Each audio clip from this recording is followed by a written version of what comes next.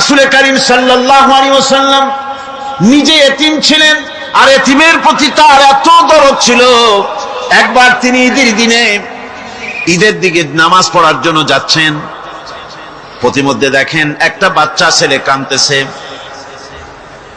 এই রাস্তায় কত মানুষ গেল, কেউ দাঁড়ালো না থমকে, বাচ্চার ক্রন্দন কাউকে থামাইতে পারলো না।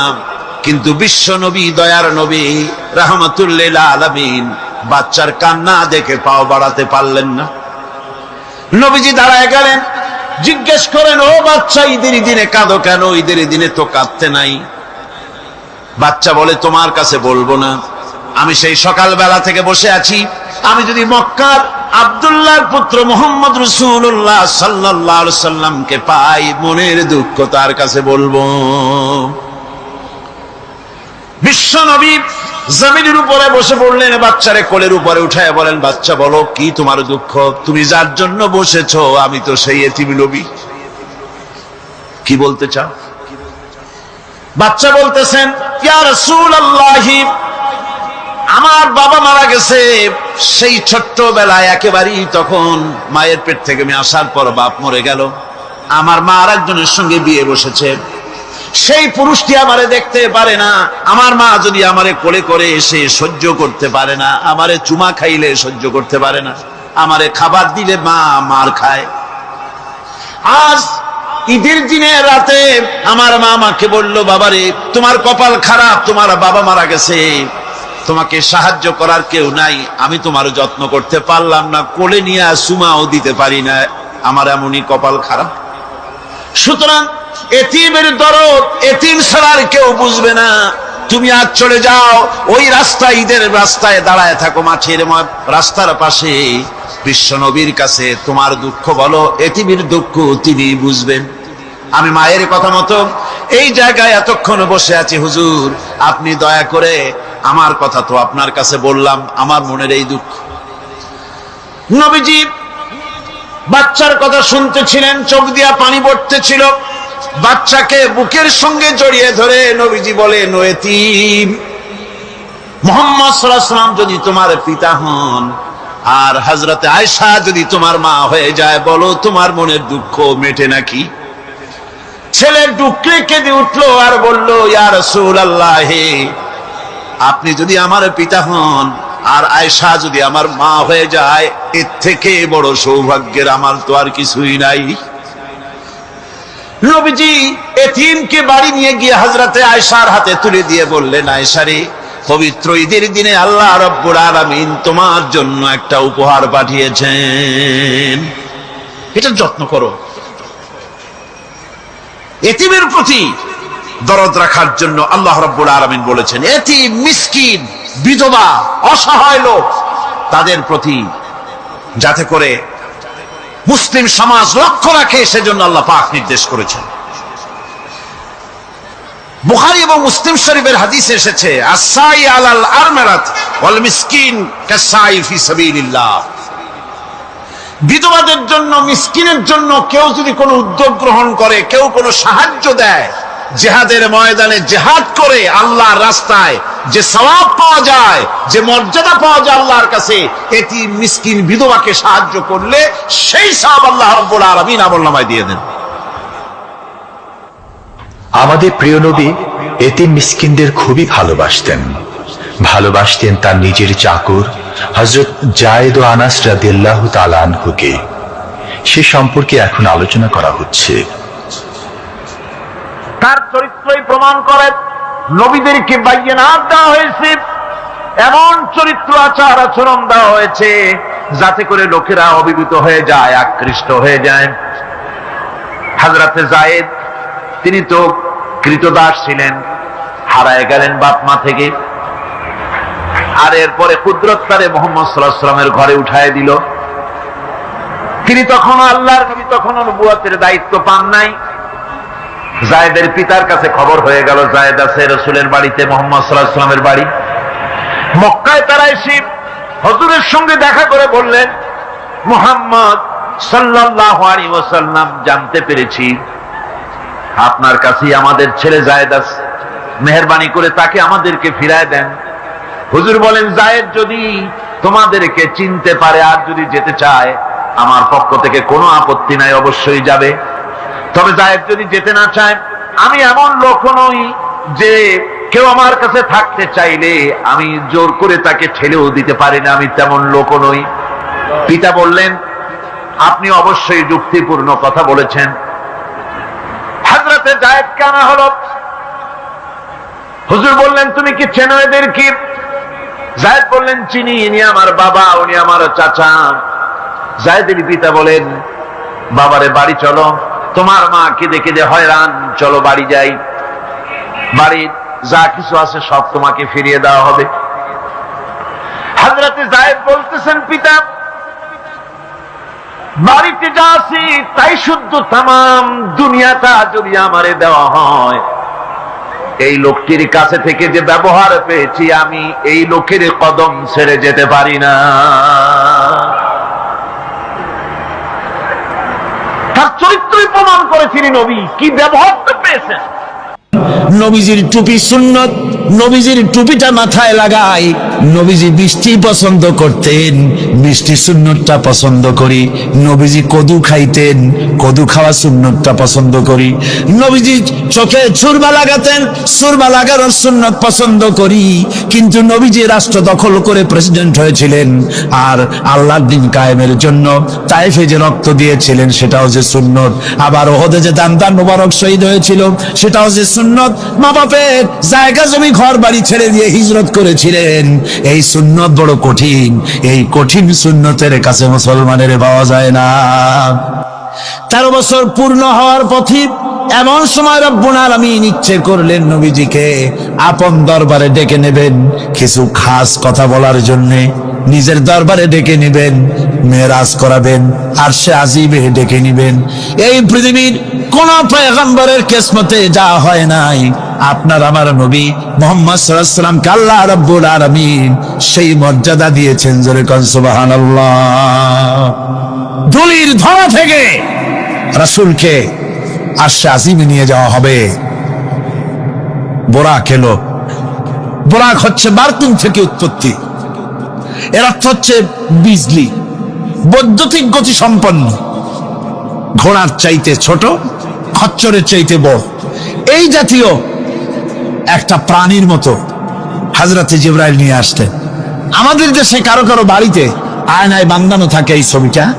ঘোড়া আছে, 2টা ডানা আছে, মাথাটা মেয়ে লোকের মতো, চুলগুলো ঝুলে পড়ছে, নিচে লেখা আছে হাজা বোরাকুন নবী সাল্লাল্লাহু আলাইহি ওয়াসাল্লাম। আন্দাজে কোথায় পাইছে আল্লাহ জানেন, মিথ্যে কথা, বাজে কথা। আল্লাহ এরকম একটা মেয়ে লোক মার্কা ঘোড়া পাঠাইছিল হুজুরকে নেওয়ার জন্য, এটা কথা হইল। রাসূলকে মক্কা থেকে, উম্মে হানি থেকে হুজুরকে বের করে নিয়ে যাওয়া হলো বাইতুল মাকদাসে। সমস্ত পয়গম্বর দুনিয়া আল্লাহ যাদের পাঠিয়েছিলেন সমস্ত রূহ উপস্থিত ছিল সেখানে। রাসূল করিম সাল্লাল্লাহু আলাইহি সাল্লাম এখান থেকে মেরাজ করলেন। এতটুকু ছিল ইসরা। কোরআনে কারীম বলছে, আজকের কারি সাহেব যেখান থেকে তেলাওয়াত করেছিলেন, সুবহানাল্লাযী আসরা বিআবদিহি লাইলাম মিনাল মাসজিদিল হারামি ইলাল মাসজিদিল আকসা ইলা আখিরিল আয়া। কারো কারো মাথার মধ্যে যারা বিজ্ঞান পড়াশোনা করে বা আধুনিক চিন্তিত লোক, আধুনিক শিক্ষিত লোক, তাদের মধ্যে এই চিন্তাটা আসতে পারে যে ল অফ গ্র্যাভিটেশন পার হয়ে, মাধ্যাকর্ষণ শক্তি পার হয়ে একটা জড় পদার্থ, একটা জড় শরীর কি করে মাধ্যাকর্ষণ পাড়ি দিয়া উপরে চলে গেল, এটা হাউ ইজ ইট পসিবল, এটা কি করে সম্ভব? চিন্তাটা মাথার মধ্যে আসতে পারে। কিন্তু এখন আর ওইসব চিন্তা নাই। আমি হিউস্টনে দেখে এলাম আমেরিকার সেই মহাশূন্য গবেষণাগার, সেইখানে দেখলাম বিরাট রকেট, যে রকেটটা তারা পাঠাতে চেয়েছিল কিন্তু পাঠায় না, কি সব প্রবলেম হয়েছে সেই জন্য। সেই তৈরি করা রকেটটা দেখলাম, রকেটটার যে দরজাটা, সেই দরজাটারই ওজন হচ্ছে 20 টন দরজা। এমন টেকনোলজি দিয়ে দরজাটা তৈরি করা হয়েছে যে একটা লোকই দরজাটা এভাবে লাগাই দিতে পারে, আবার খুলেও দিতে পারে। 20 টন ওজন দরজা, আর পুরা রকেটটার ওজনটা কি হবে চিন্তা করেন। 3টা জিনিস থাকে, 2টা থাকে সিলিন্ডার, আর একটা থাকে যেটার ভিতরে মানুষ থাকে, সেই মানুষ বসার জন্য একটা, আর 2টো সিলিন্ডার থাকে। যখন এখান থেকে ছেড়ে দেওয়া হয় তখন দুই দিকে 2টা যে কোল বালিশের মতো থাকে, দেখছেন কিনা ছবিতে আপনারা, এই 2টো জ্বলে পড়ে গেল। যাওয়ার সময় এই 2টোতে যে ফোর্স লাগিয়ে দিল, এই ফোর্সে ল অফ গ্র্যাভিটেশন পার করে দিল। এরপর আর তার কোনো তেল লাগবে না, বিনা তেলে যত খুশি তত উপরে চলে যেতে পারবে। চিন্তা করলাম, মানুষের মাথায় যদি এই জ্ঞান আল্লাহ দেন, এত জরুরি জিনিস এত পাওয়ারফুল করে ছেড়ে দেওয়া হয়েছে, ল অফ গ্র্যাভিটেশন পার হয়ে যাওয়ার পর মাধ্যাকর্ষণ শক্তি শুধু পৃথিবীর নাই, প্রত্যেকটা গ্রহ, প্রত্যেকটা উপগ্রহের আলাদা আলাদা মাধ্যাকর্ষণ আছে। যদি তা না থাকতো, একটার থেকে আর একটা বিচ্ছিন্ন হয়ে পৃথিবীতে লন্ডভন্ড হয়ে যেত। প্রত্যেকটার আলাদা আলাদা মাধ্যাকর্ষণ শক্তি আছে। তো সেই জিনিসটা এভাবে চলে যায়। আল্লাহ রাব্বুল আলামিন তার হাবিবকে নেবেন, আপনার অত চিন্তা কেন যেটা গেল কেমনে, এটা কি করে সম্ভব? আপনার মাথায় ঢুকবে না, আপনার আমার মাথায় ঢুকবে না। ঢুকবে না বলেই ঘটনার সূত্রপাত আল্লাহ কেমনে করছে সেদিকেই লক্ষ্য করেন। দুনিয়ার মানুষ, তুমি আমার কুদরত তোমার মাথায় ঢুকবে না। সেই জন্য ইসরার ঘটনা বলতে গিয়া রব্বুল আলামিন শুরুই করলেন সুবহানাল্লাযী আসরা বিআবদিহি। সুবহানাল্লাযী, সমস্ত দুর্বলতা অক্ষমতা থেকে মুক্ত সেই সত্তা যিনি তার বান্দাকে ইসরা করিয়েছেন, মেরাজ করিয়েছেন। সুবহানাল্লাহি ওয়া বিহামদিহি। সমস্ত দুর্বলতা অক্ষমতা থেকে মুক্ত তিনি পার করে নিয়ে গিয়েছেন। তারপরে মুহূর্তের ভিতরে মহাশূন্য পাড়ি দিয়ে, সেই মহাশূন্য মানে কি? এইখান থেকে সূর্য কত দূরে জানেন না? 9,30,00,000 মাইল দূরে এখান থেকে সূর্য। সেই সূর্য, তারপরে রয়েছে গ্যালাক্সি, মিল্কি ওয়ে, গ্রহ নক্ষত্র, সে যে কত দূরে। যে সমস্ত তারকা, এমন বহুত তারকা আছে যে তারকা সৃষ্টির পর তার আলো পৃথিবীর মাটি আজ পর্যন্ত স্পর্শ করে নাই, অথচ আলোর গতি প্রতি সেকেন্ডে কত মাইল? 1,86,000 মাইল। এই 1,86,000 মাইলের সেকেন্ড, এর মিনিট, এর ঘন্টা, এর দিন, এর সপ্তাহ, এর মাস, এর বছর, এটাকে বলা হয় লাইট ইয়ার, আলোকবর্ষ। সেই তারকা তৈরি হওয়ার পর কত সহস্র সহস্র লাইট ইয়ার চলে গেল, আজ পর্যন্ত সেই তারকার আলো পৃথিবীর মাটি স্পর্শ করতে পারে নাই। তাহলে সেই তারা কোথায়? আল্লাহ রাব্বুল আলামিন তার হাবিবকে চাঁদ, সূর্য, গ্রহ, নক্ষত্র, মহাশূন্য পাড়ি দিয়ে, তারপরে 7 আকাশ পাড়ি দিয়ে সিদরাতুল মুনতাহা পর্যন্ত নিয়ে গেলেন। জোরে কোন সুবহানাল্লাহ। এবার সিদরাতুল মুনতাহা পর্যন্ত যাওয়ার পথে যত ঘটনা ঘটলো সেগুলো আপনারা ইতিহাস থেকে পড়ে নেবেন, ওগুলি বলার সময় আমার কাছে নাই। সিদরাতুল মুনতাহায় যাওয়ার পর হযরতে জিবরাইল বলেন, আর আমি যেতে পারবো না, এটা হলো বিপজ্জনক বর্ডার।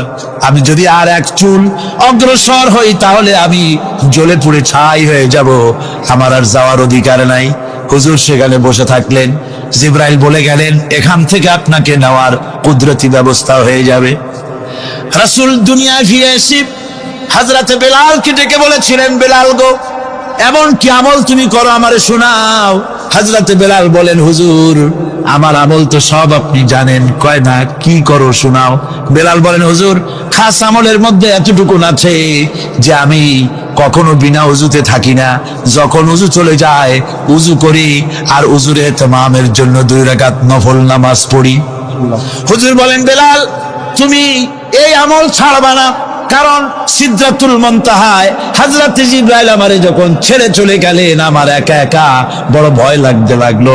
তখন আমার মনে হচ্ছিল তুমি যেন আমার চতুর্দিকে হাঁটতেছো। আমার ভাইরা, রফরফ নামক বিছানা চলে এলো। কুদরতি এই বিছানায় চড়ে নবীজি আল্লাহ রাব্বুল আলামিনের দরবারে আরশে আজিমে পৌঁছে গেলেন। জোরে বলেন সুবহানাল্লাহ, জোরে বলেন সুবহানাল্লাহ। যেখানে পৃথিবীর কোন মানুষের যাওয়া সম্ভব নয়, গোটা পৃথিবীর মানুষের মর্যাদা আল্লাহ পাক বাড়াই দিলেন, আরশে আজিমে হুজুরকে নিয়ে গেলেন। তারপরে তিনি কথাবার্তা হুজুরের সাথে কি বললেন, সেই কথাগুলি নিয়ে আমাদের দেশে কথা হলো এই যে হুজুরকে নিয়ে আল্লাহ 5 ওয়াক্ত নামাজ দিছিলেন তো 50 ওয়াক্ত। মুসা আলাইহিস সালামের সাথে দেখা না হইলে তো কাম সারছিল, আমাদের আর উপায় ছিল না। আরে ভাই, শুধু নামাজ দেওয়াই যদি উদ্দেশ্য হবে তাহলে রোজার মতো তো আল্লাহ দুনিয়ায় বসে দিতে পারতেন কিনা, হজের মতো জাকাতের মতো পারতেন কিনা। শুধু নামাজের জন্য নয়, আল্লাহ পাকের কায়নাত দেখাবার জন্য আল্লাহ পাক তাকে নিয়েছিলেন। বেহেশত দেখাইছেন, দোজখ দেখাইছেন, ভালো কাজ করলে কিরকম শান্তি হবে, খারাপ কাজ করলে কিরকম শাস্তি হবে চোখে দেখাই দিয়েছেন। মুহাম্মদ রাসূলুল্লাহ সাল্লাল্লাহু আলাইহি ওয়াসাল্লামকে মেরাজ থেকে ফিরে এলেন, ঘরে এসে দেখেন উজুর পানি, উজু করে যে গেছিলেন উজুর পানি তখনও গড়াচ্ছে। যে দরজা দিয়ে বেরিয়েছিলেন দরজাটা ধাক্কায় তখনও কাঁপতেছে। যে বিছানায় শোয়া ছিলেন সে বিছানায় মানুষ শুয়ে থাকলে যেমন উষ্ণ থাকে সেরকমের উষ্ণ ভাব তখনও আছে। কেমনে হলো মাথায় ঢুকবে না। সুবহানাল্লাহ কোন ঢুকবে, জোরে কোন সুবহানাল্লাহ। এটার ব্যাপারে কোন বিজ্ঞান দর্শন যুক্তির প্রয়োজন নাই, প্রয়োজন শুধু এতটুকু, আল্লাহ তার হাবিবরে নেবেন, কত দ্রুত নেবেন, কত দ্রুত পাঠাবেন এটা তিনিই ভালো জানেন, আমাদের কোনো জানার কথা না। ঠিক কিনা কর? আল্লাহর নবী বলেছেন আল্লাহর সৃষ্টি নৈপুণ্যতা সম্পর্কে যদি কোনো বান্দা 1 ঘন্টা চিন্তা করে, 1 ঘন্টা যদি গবেষণা করে, চিন্তা করে, রব্বুল আলামিন তার আমলনামায় 60 বছরের নফল ইবাদতের সওয়াব লিখে দেন। জোরে বলেন সুবহানাল্লাহ। আল্লাহ পাক এই সমস্ত কথা বলে এখন ওই ফর্মুলা বলতেছেন যে আসলে আমার বান্দা হওয়ার জন্য, খাঁটি বান্দা হওয়ার জন্য তার কয়েকটি বৈশিষ্ট্য থাকতে হবে। আল্লাহ পাক এখানে 8টি বৈশিষ্ট্য বর্ণনা করেছেন। আল্লাহর খাঁটি বান্দা হওয়ার জন্য বৈশিষ্ট্য কয়টা লাগবে? 8টি। বেহেশত কয়টা? বেহেশত কয়টি? আল্লাহ পাক বৈশিষ্ট্য বানাইছেন 8টি। এখানে 8টি বৈশিষ্ট্যের কথা বলা হয়েছে। মহান আল্লাহ রাব্বুল আলামিন বলেন, ওয়া ইবাদুর রাহমানিল্লাযীনা ইয়ামশুনা আলাল আরদি হাওনাও ওয়া ইযা খাতাবাহুমুল জাহিলুন ক্বালু সালামা। রহমানের খাঁটি বান্দা তারা, রহমানের আসল বান্দা তারা যারা নাকি জমিনের উপর থেকে যখন হাঁটে খুব বিনয় বিনম্রতার সাথে তারা চলে। ওয়াইদা খাতাবাহুমুল জাহিলুন, আর যখন জাহিলরা তাদের সঙ্গে কথাবার্তা বলতে আসে তখন তারা তাদেরকে বলে তোমাদের প্রতি সালাম, এই বলে তারা চলে। অর্থাৎ এই 8টি বৈশিষ্ট্যের প্রথম বৈশিষ্ট্য ধরা হয়েছে চালচলনকে। ইমানদার খাঁটি বান্দা যারা তাদের চালচলন সম্পর্কে প্রথম বৈশিষ্ট্য ধরা হয়েছে।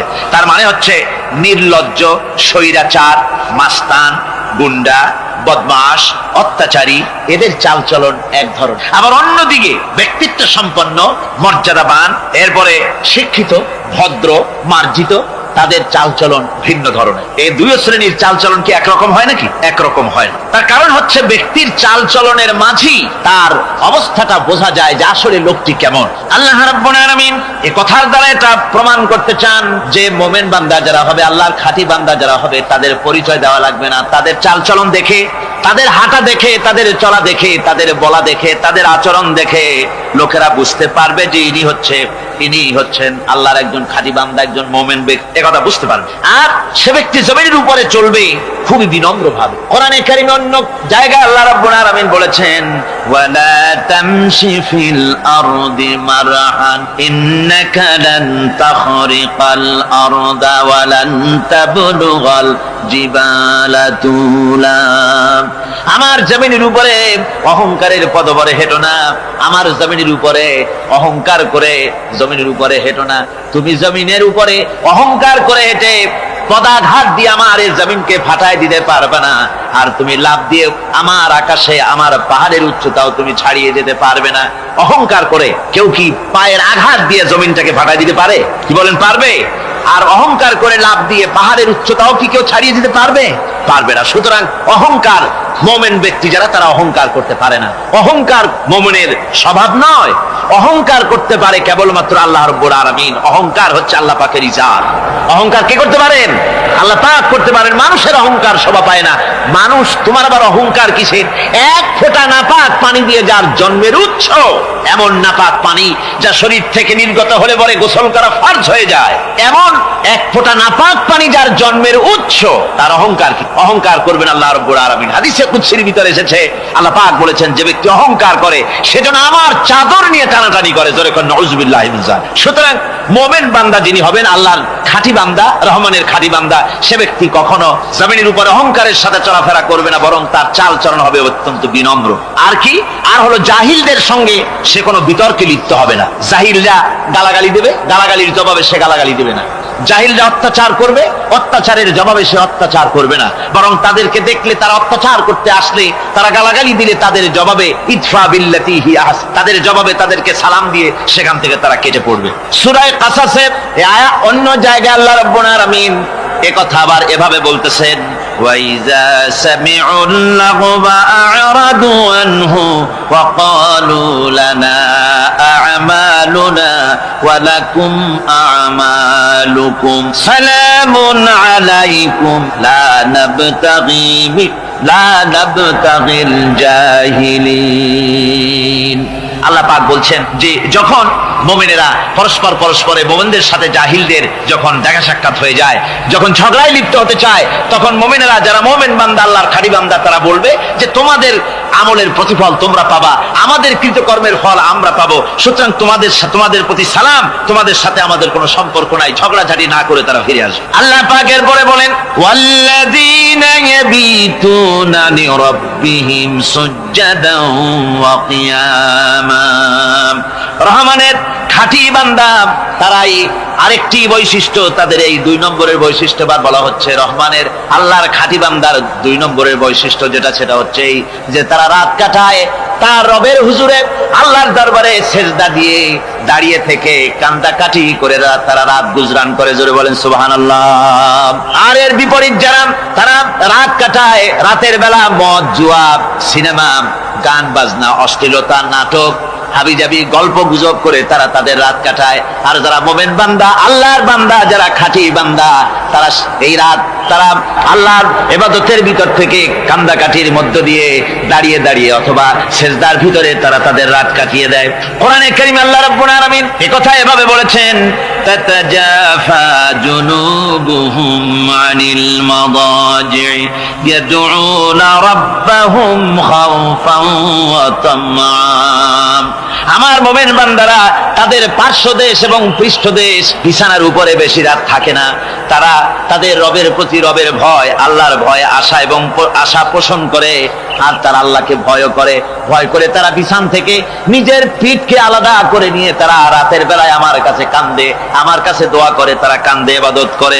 সূরা যারিয়াতের ভিতরে রব্বুল আলামিন বলতেছেন, কানু কালিলাম মিনাল লাইলি মা ইয়াহজাউনা ওয়া বিল আসহারি হুম ইস্তাগফিরুন। আমার এই মুমিন বান্দাগুলি, আমার খাঁটি বান্দা যারা, তারা সারা রাত ঘুমায় না, রাতের একটা অংশ মাত্র তারা ঘুমায়, সারা রাত ঘুমায় না, একটা অংশ তারা ঘুমায়, আর বাকি অংশটুকু শেষ রাত্রে তারা ওঠে আর আমার দরবারে তারা কান্দে, মাপ চায় আর কাঁদতে থাকে, চোখের পানি ফেলতে থাকে। আল্লাহ রাব্বুল আলামিন শেষ রাত্রে প্রথম আকাশে আসেন। হাদিস শরীফে এসেছে, প্রথম আকাশে আল্লাহ রাব্বুল আলামিন এসে দুনিয়ার মানুষকে ডাকেন, কে আছো? গুনাহ করে জীবন বোঝাই করে ফেলেছো, নাফরমানি করেছো, গুনাহ করেছো, অথবা বিপদে পড়েছো, ঋণগ্রস্ত হয়ে পড়েছো, অসুবিধায় পড়েছো, মামলা মকদ্দমায় পড়েছো, আমার কাছে মাপ চাও, আমার কাছে সাহায্য চাও। এই সময় যে সমস্ত বান্দারা আরামের ঘুমকে হারাম করে আল্লাহর দরবারে কাঁদতে থাকে, তাহাজ্জুদের নামাজ আদায় করে যখন হাত তুলে কাঁদে, আল্লাহ পাক তখন এই দৃশ্য দেখে ফেরেশতাদের বলেন, ও আমার ফেরেশতারা, আমার ওই বান্দাগুলি কাঁদে কেন? সমস্ত মানুষ যখন ঘুমানো, এই বান্দাগুলি কাঁদে কেন বলো? ফেরেশতারা বলে, আল্লাহ তুমি তো ভালো করে জানো। ফেরেশতারা বলে, আল্লাহ আল্লাহ পাক বলবেন তবুও তোমাদের মুখ থেকে শুনতে চাই। ফেরেশতারা তখন বলবে রব্বুল আলামিন তোমার বান্দা গুনাহ করেছে, জাহান্নামের ভয়তে তোমার কাছে কাঁদতেছে, তোমার ভয়তে কাঁদে, জাহান্নামের ভয়তে কাঁদে। আল্লাহ জিজ্ঞেস করেন ফেরেশতারা, ওরা যে আমার ভয়তে কাঁদে ওরা কি আমারে দেখছে নাকি? ফেরেশতারা বলেন না খোদা তোমারে দেখে নাই। আল্লাহ পাক বলেন ওরা আমার যে জাহান্নামের ভয়তে কাঁদে ওই জাহান্নাম তারা দেখেছে নাকি? ফেরেশতারা বলে না আল্লাহ তোমার জাহান্নাম ওরা দেখে নাই, তোমার বেহেশত কিছুই দেখে নাই। আল্লাহ পাক বলেন ও আমার ফেরেশতারা এই বান্দাগুলি আমার দুজক দেখে নাই, আমাকে দেখে নাই, হাসর মিজান সিরাত কিছুই দেখে নাই, শুধু কোরআনের কথা শুনে, আমার নবীর কথা শুনে, আমার কোরআনের কথা শুনে বিশ্বাস করে আরামের ঘুমকে হারাম করে কিভাবে কাঁদতেছে তাকায় দেখ। আমার রহমতের দরিয়ায় জোশ মেরে গেছে, তোরা সাক্ষী থেকে যা, আমার ওই ক্রন্দনরত বান্দাগুলিকে আমি আল্লাহ মাফ করে দিলাম। আমার ভাইরা আল্লাহ পাক বলেন আম্মান হুয়া কানিতুন আনা আল-লাইলি সাজিদাও ওয়া কাইমান। আল্লাহ রাব্বুল আলামিন বলেন সিজদার ভিতরে আর দাঁড়ানোর ভিতরে আমার এই বান্দাগুলি আখিরাতে আমার সঙ্গে দেখা করা লাগবে এই ভয়তে, জাহান্নামের ভয়তে তারা কাঁদে, এভাবে কাঁদতে থাকে। আর আল্লাহ পাক ওই সময় তাদের গুনাহ মাফ করতে থাকেন। কোরআনে কারীমের ভিতরে আল্লাহ পাক বলেন সারা রাত ঘুমাতে আল্লাহ নিষেধ করেছেন, সারা রাত যেন ঘুমায়ো না, পাইকারি ধরে ঘুমায়ো না, একটু জাগো। ওয়াজকুর ইসমা রাব্বিকা বুকরাতাও ওয়া আসীলা। সকাল এবং সন্ধ্যায় তোমার প্রভুর তোমার রবের জিকির করো, স্মরণ করো। ওয়া মিনাল লাইলি ফাসজুদ লাহু ওয়া সাব্বিহহু লাইলান তাওয়িলা। তোমার রাতের বেলায় রাতের একটা অংশ সেজদায় অবনত হও, আর রাতের দীর্ঘ সময় ঘুমায় থেকো না, হয় একটা লম্বা সময় ঘুমাও কিন্তু একটা অংশ রাখো যে সময় তুমি আমার দরবারে সেজদায় পড়ে যাবে, কাঁদবে। আমার বন্ধুগণ রাতটা ওয়াজআলনাল লাইলা সুবাতা, আল্লাহ রাব্বুল আলামিন ওয়াজআলনা সুবাতা ওয়াজআলনান নাওমা সুবাতা ওয়াজআলনাল লাইলা লিবাসা, ঘুমকে বানাইছেন আল্লাহ শান্তির বাহন, আর রাতকে করেছেন আচ্ছাদন। রাতকে কি করেছেন? আচ্ছাদন।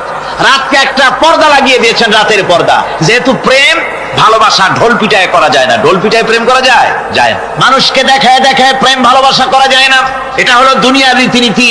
দুনিয়ায় যেটা মানুষেরা করে, আসল সবচাইতে বড় ভালোবাসার পাত্র হলেন আল্লাহ, মাসুক হলেন আল্লাহ, আশেক হলো মানুষ।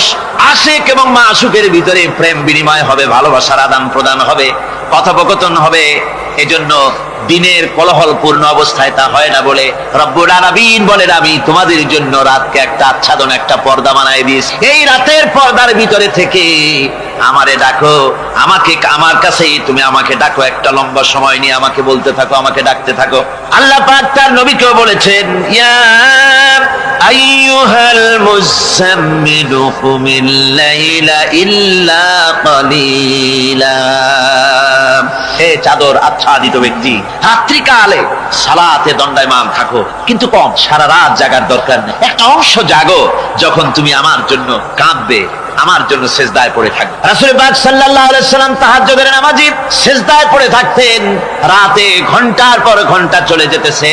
হযরত আয়েশা বলেন আমি মনে করতাম সেজদায় এমন ভাবে রাসূল পড়েছেন আর ওঠেন না, আমার মনে হতো হুজুর বুঝি ইন্তেকাল করে গেছেন।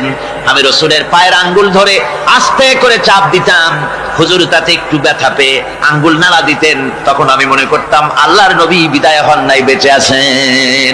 আবার কখনো দাঁড়িয়ে দাঁড়িয়ে নামাজের ভিতরে তেলাওয়াত করতে করতে রাত শেষ হয়ে যেত, আমার মনে হতো এই দাঁড়ানো থেকে হুজুর বুঝি আর রুকুতে যাবেন না। আবার যখন রুকুতে যেতেন মনে হতো এই রুকু থেকে আর বুঝি সেজদায় যাবেন না। আবার যখন সেজদায় যেতেন মনে হতো এই সেজদা থেকে রাসূল বুঝি আর উঠবেন না। সুবহানাল্লাহ। সাহাবায়ে কেরাম জিজ্ঞেস করতেন হে রাসূল, হযরত আয়েশা জিজ্ঞেস করে হে রাসূল আপনি এত কাঁদেন কেন, এত ইবাদত করেন, এত রাত জাগেন? হযরত আয়েশা বলেছেন আল্লাহ নবী দাঁড়িয়ে দাঁড়িয়ে তেলাওয়াত করতে করতে, দাঁড়িয়ে দাঁড়িয়ে নামাজ পড়তে পড়তে পাও মোবারক, কদম মোবারক এমন ভাবে ফুলে যেত সকাল বেলায় জুতার মধ্যে পাও ঢুকতো না। সুবহানাল্লাহ। এইভাবে রাসূল পাক কষ্ট করতেন। জিজ্ঞাসা করতে এত ইবাদত কেন করেন? আপনার তো আগের পিছের সমস্ত গুনাহ আল্লাহ মাফ করেছেন, কোন গুনাহ আপনার নাই, তবু আল্লাহ বলে দিয়েছেন নবী আপনার আগের পিছের সব মাফ, তারপরেও এত কাঁদেন কেন?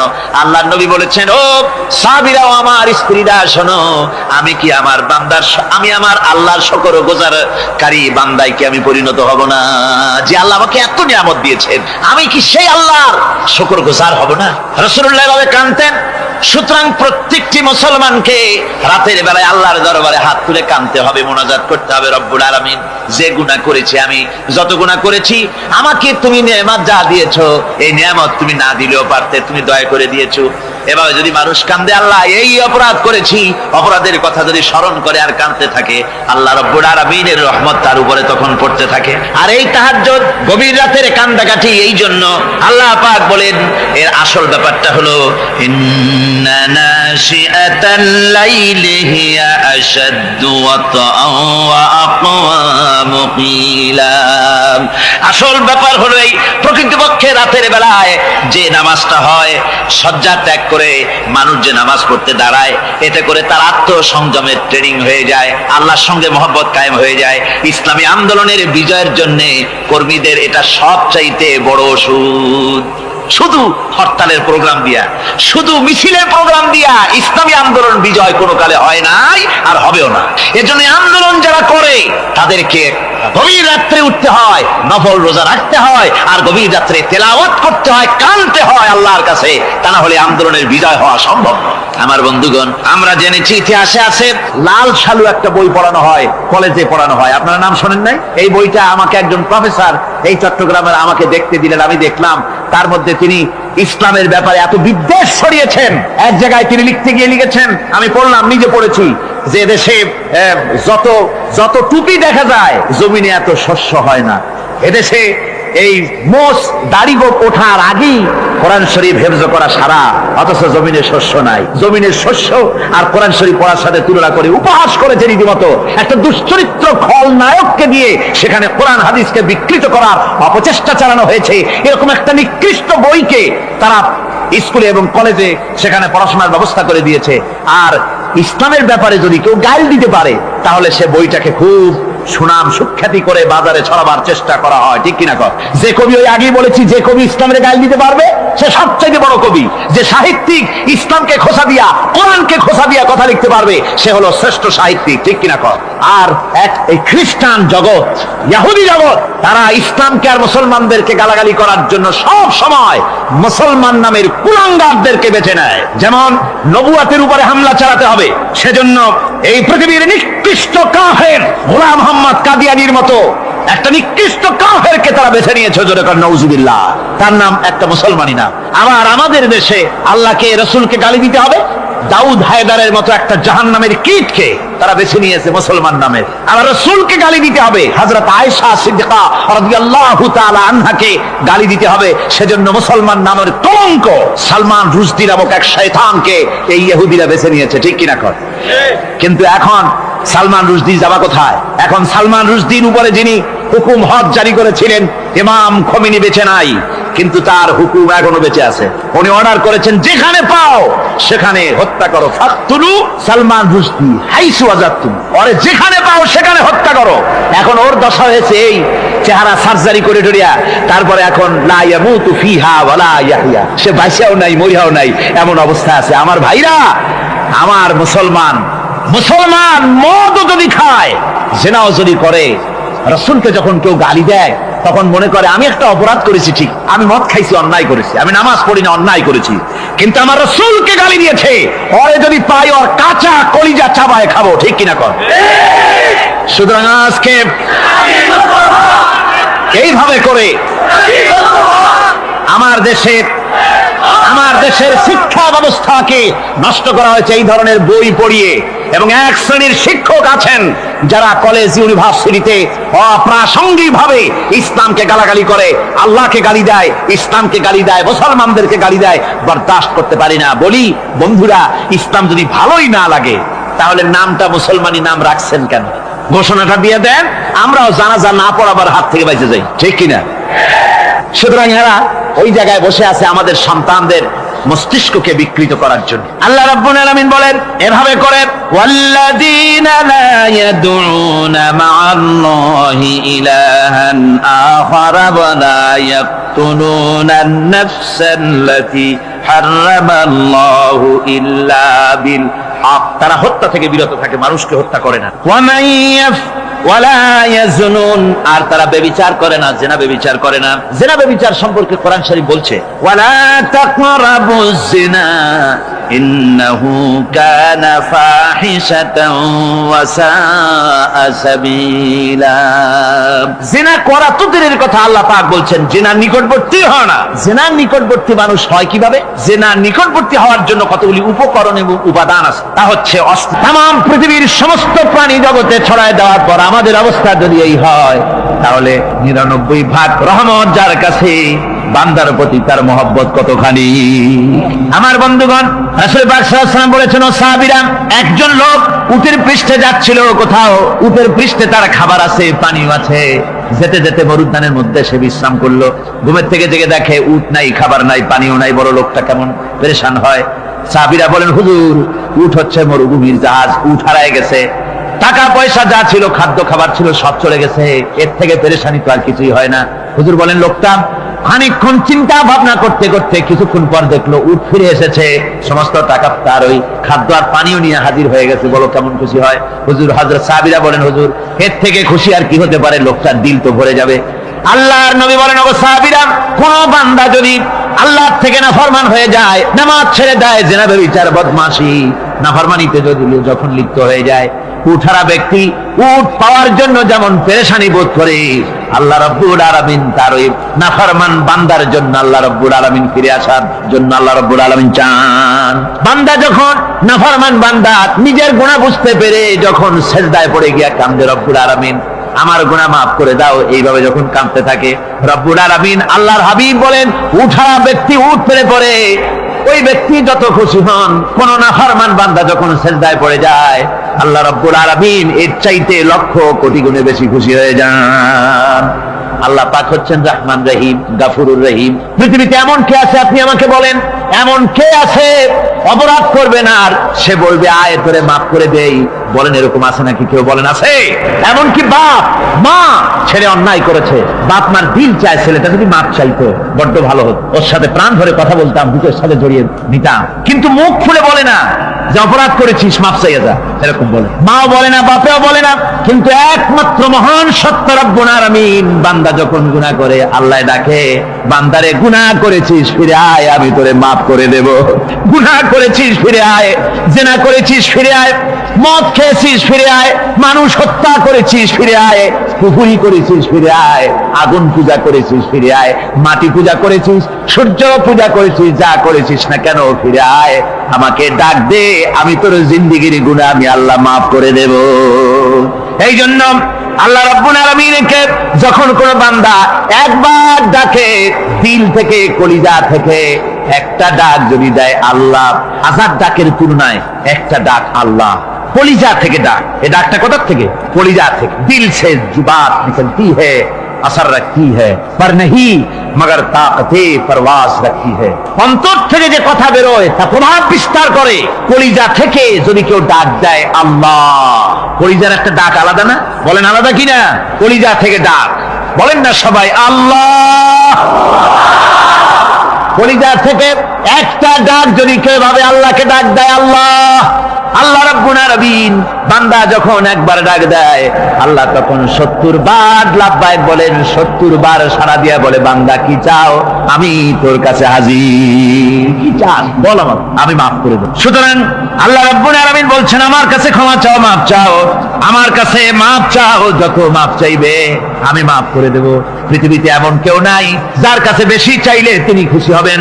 আল্লাহ রাব্বুল আলামিন এমন এক সত্তা, যার কাছে যত বেশি চাওয়া যাবে তিনি তত বেশি খুশি হবেন। হর হমেশা দেনে কো वो तैयार है, जो न मांगे उससे वो बेजार है। যত বেশি চাওয়া যায় আল্লাহর কাছে, আল্লাহ তত খুশি হন। আর যে ব্যক্তি চায় না আল্লাহর কাছে, আল্লাহ তার উপরে বেজার হয়ে যান। ওয়ামান তাবা ওয়া আমিলা সালিহান فإنه يتوب إلى الله متابا। আর যারা তওবা করে, নেক আমল করে, তার আল্লাহর দিকে ফিরে আসে, যেমনটি তার আশা উচিত তেমন ভাবে সে আল্লাহর কাছে ফিরে আসে।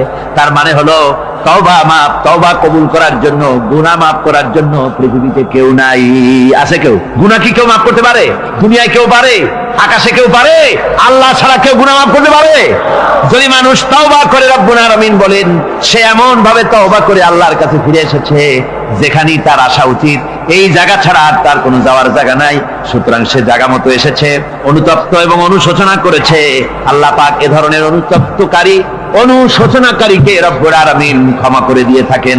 ওয়াল্লাযীনা লা ইয়াশহাদুনা আয-যুর ওয়া ইযা মাররু বিল-লাগবি মাররু কিরামা। আর যারা মিথ্যার সাক্ষ্য হয় না, রহমানের বান্দা তারা যারা মিথ্যার সাক্ষ্য হয় না, এটা হচ্ছে ষষ্ঠ বৈশিষ্ট্য।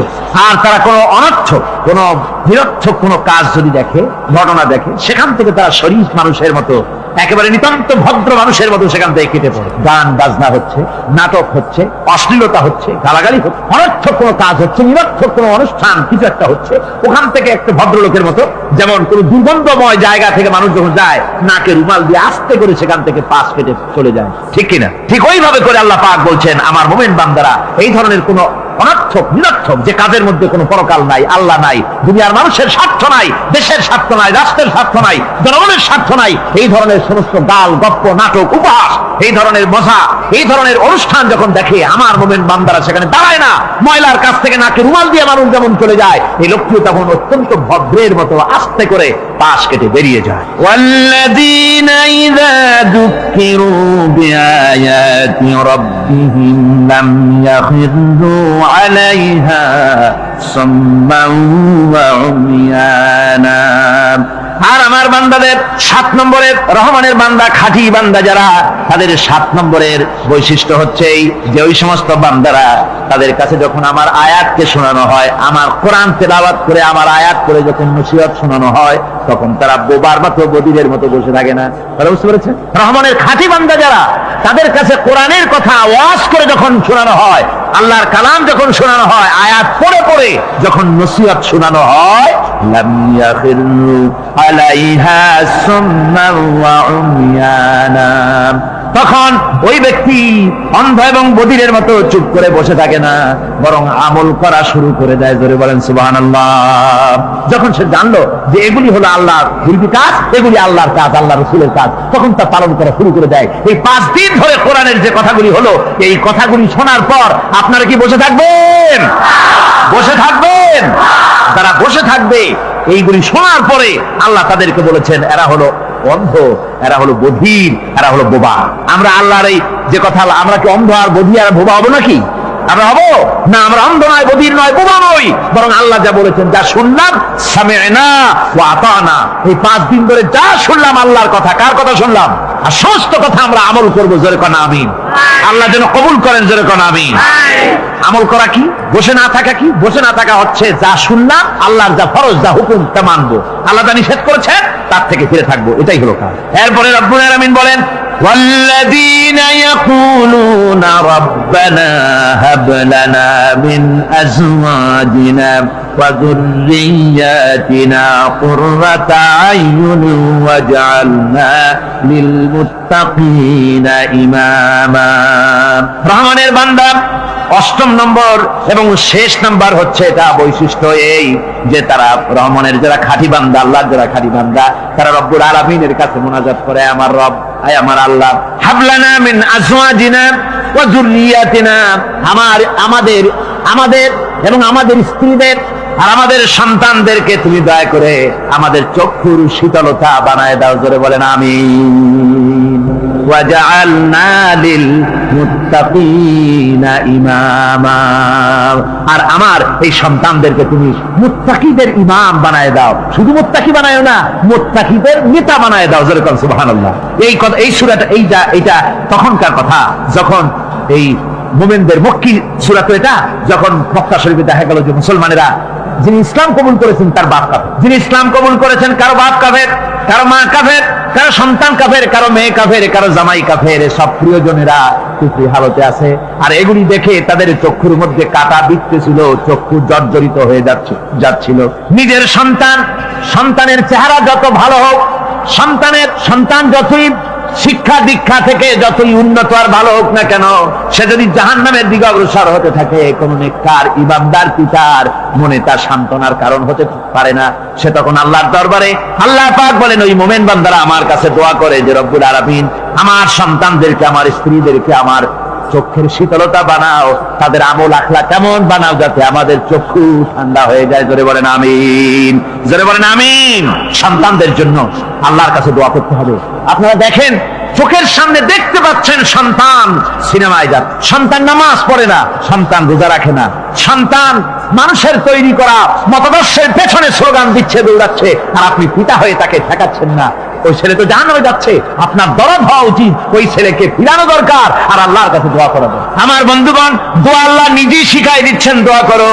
পড়েন আমার সাথে, রব্বানা হাব লানা মিন আজওয়াজিনা ওয়া যুররিয়্যাতিনা কুররাতা আয়ুন ওয়াজআলনা লিল মুত্তাকিনা ইমামা।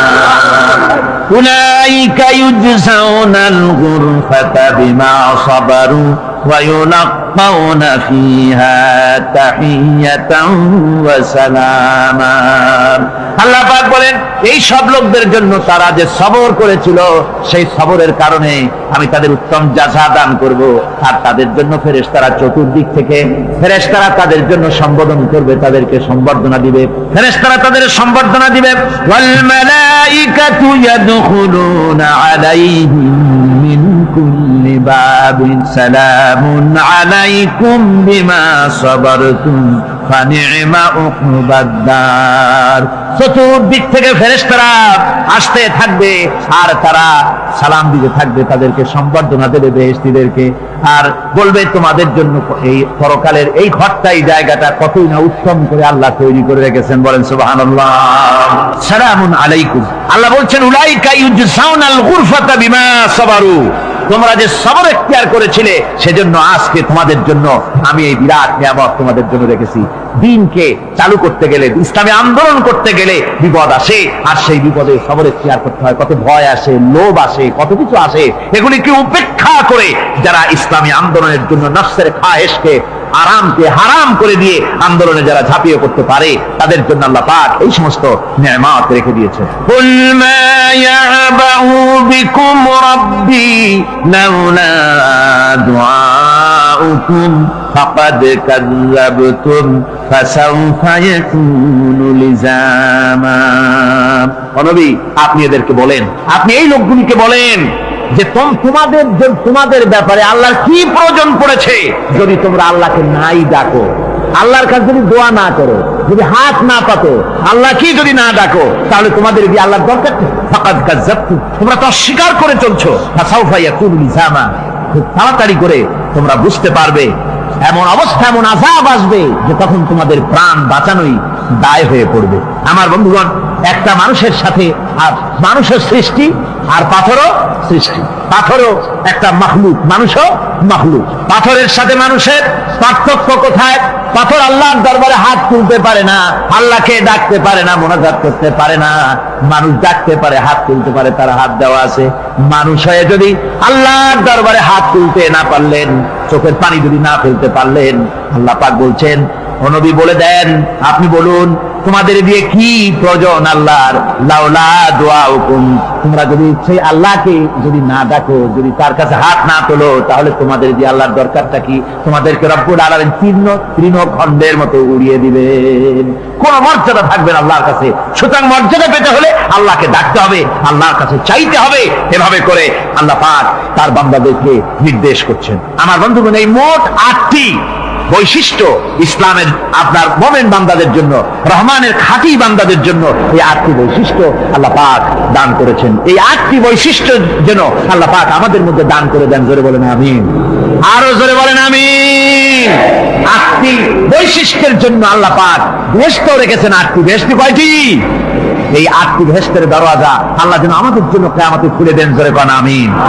আমার ভাইরা, আল্লাহ রাব্বুল আলামিন এই কোরআন যে নাজিল করেছিলেন, এই কোরআন দিয়ে এই ধরনের নৈতিক গুণে গুণান্বিত একটা জনসমষ্টি তৈরি করেছিলেন আল্লাহর হাবিব জনাব মুহাম্মদ রাসূলুল্লাহ সাল্লাল্লাহু আলাইহি ওয়াসাল্লাম।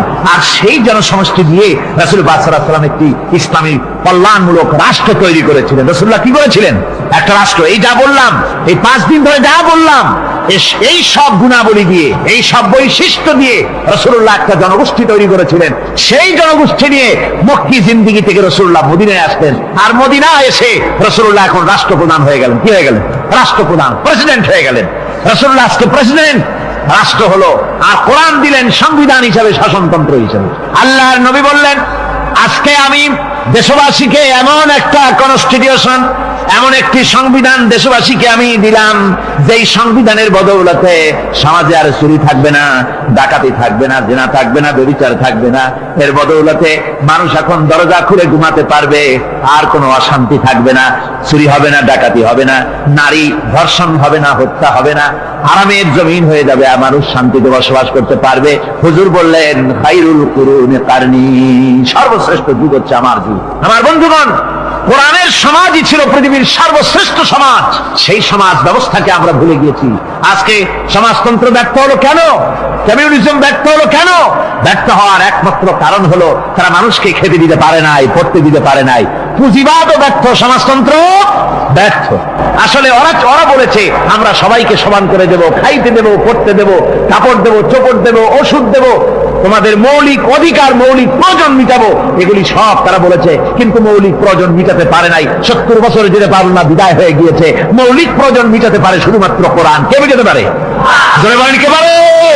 কোরআন পারে মানুষের মৌলিক প্রয়োজন মিটাতে। তাই কোরআনে কারীমকে আল্লাহ রাব্বুল আলামিন অবতীর্ণ করলেন। আর কোরআন দিয়ে রাসূল পাক সাল্লাল্লাহু আলাইহি ওয়াসাল্লাম একটা সমাজ তৈরি করলেন, এমন সমাজ যেখানে রাষ্ট্রপ্রধানের পেট ফুলে উঠলো না খাইয়া, রাষ্ট্রপ্রধানের বিরাট বিল্ডিং উঠলো না, বিদেশে টাকা জমা হলো না।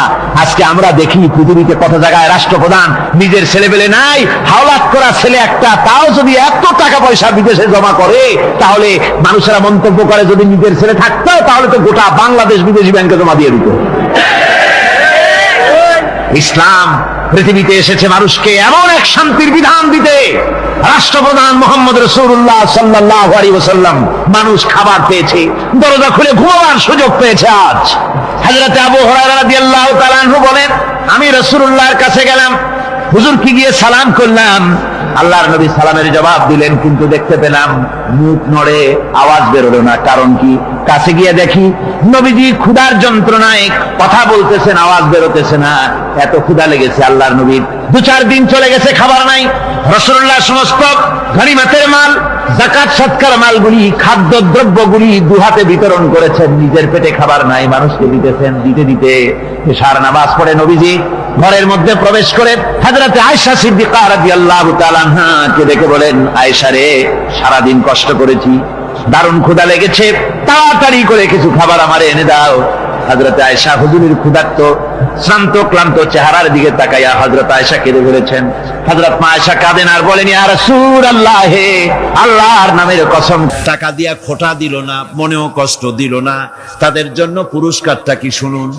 আল্লাহ পাক বলেন, পুরস্কার হচ্ছে লাহুম আজরুহুম ইনদা রাব্বিহিম ওয়ালা খাউফুন আলাইহিম ওয়ালা হুম ইয়াহজানুন। ওদের জন্য তার পরওয়ারদিগারের কাছে রয়েছে বিরাট পুরস্কার, আজরে আজিম। এদের জন্য কোনো ভয় নাই, কোনো চিন্তাও নাই। কিয়ামতে ডাইরেক্ট জান্নাতে চলে যাবে। সুবহানাল্লাহ। দানের এত ফজিলত যা ভাই আমি বলে শেষ করতে পারবো না। এত ফজিলত আল্লাহ দানের মধ্যে রেখেছেন। ত্যাগেই তো শান্তি, ভোগে শান্তি নাই। মজা কিসে? জোরে কন্যা, মজা কিসে? ত্যাগের ভিতরেই মজা। আল্লাহ পাক বলছেন, ইয়া আইয়ুহাল্লাযীনা আমানু আনফিকু মিন তাইয়্যিবাতি মা কাসাবতুম ওয়া মিম্মা আখরাজনা লাকুম মিনাল আরদ। তোমরা যে উপার্জন করেছো, সেই উপার্জনে তোমাদের জন্য যা উপার্জন করেছো তাই, আর মাটি থেকে আমি যা তোমাদের জন্য দিয়েছি তার থেকে ভালো জিনিস, ভালো ভালো জিনিস আমার রাস্তায় খরচ করো। এটা কার অর্ডার? আল্লাহর অর্ডার। খরচ করবেন কি? আল্লাহ পাক বলছেন, وَيَسْأَلُونَكَ مَاذَا يُنْفِقُونَ قُلِ الْعَفْوَ নবী আপনাকে প্রশ্ন করা হয় কি খরচ করব, আপনি বলুন প্রয়োজনের অতিরিক্ত জিনিস যেটা আছে সেটাই আল্লাহর জন্য খরচ করে দাও। তোমার প্রয়োজন যখন মিটে গেছে, ব্যাংকের মধ্যে অসংখ্য টাকা জমা রাখা খালি গুনতেছে বসে বসে, তা না করে অভাবগ্রস্ত মানুষদের প্রয়োজন মিটাও। খরচ করার ভিতরে আর খরচ না করার ভিতরে ভারসাম্য রক্ষা করতে হবে।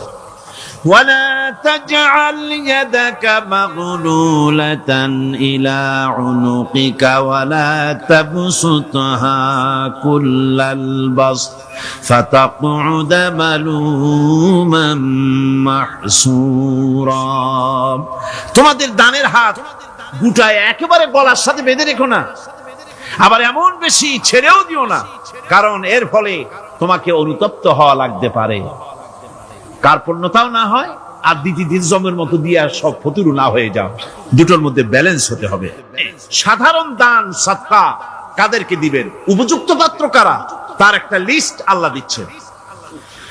وَبِالْوَالِدَيْنِ إِحْسَانًا وَبِذِي الْقُرْبَى وَالْيَتَامَى وَالْمَسَاكِينِ وَالْجَارِ ذِي الْقُرْبَى নিজের পিতামাতা, নিকট আত্মীয়, ইয়াতীম, মিসকিন এবং আত্মীয় প্রতিবেশী তাদেরকে দিবে। আমি কিন্তু এখন যাকাতের কথা বলছি না, মা বাপকে যাকাত দেওয়া যাবে না। এটা হচ্ছে দান, সহযোগিতা করা, ইহসান করা। এই ইহসান মা বাপকে, প্রতিবেশী আত্মীয় যারা, মিসকিন যারা, এতিম যারা, অনাত্মীয় প্রতিবেশী যারা, চলার সাথী, প্রবাসী এবং নিজের চাকর চাকরানি যা কিছু আছে এই সকলকেই এই সাহায্য করতে হবে, এ কথা আল্লাহ বলে দিয়েছেন। এবং আমরা যে আয়াত আলোচনা করতেছি সে আয়াতের ভিতরেও এই ফেরেশতা আল্লাহ পাক বলে দিয়েছেন। আল্লাহর রাস্তায় যারা দান করবে তাদের সম্পর্কে আল্লাহ বলছেন এখন, মাথালুল লাযীনা ইউনফিকুনা আমওয়ালাহুম ফি সাবিলিল্লাহি কামাসালি হাব্বা, আল্লাহর রাস্তায় খরচ করা এর দৃষ্টান্ত হলো একটা দানার মতো, যেই দানাটা থেকে 7টা ডাল বেরিয়ে গেল। ফি কুল্লি সুমবালাতিন মিআতু হাব্বা, একটা দানা থেকে 7টা ডাল বেরোলো, এক একটা ডালে 100 করে দানা হলো, সব মিলাইয়া 700 দানা হয়ে গেল। والله يضاعف لمن يشاء والله واسع عليم। আল্লাহ পাক বলেন এই পৃথিবীতে একটা দানায় 700 দানা যে আল্লাহ রাব্বুল আলামিন তোমার হাতে ধরায় দিলেন, সে আল্লাহ পাকের ব্যাংকে যদি টাকা জমা রাখো, আল্লাহর রাস্তায় যদি খরচ করো, 700 গুণ বাড়ায় আল্লাহ তোমার হাতে ধরাইয়া দিবেন।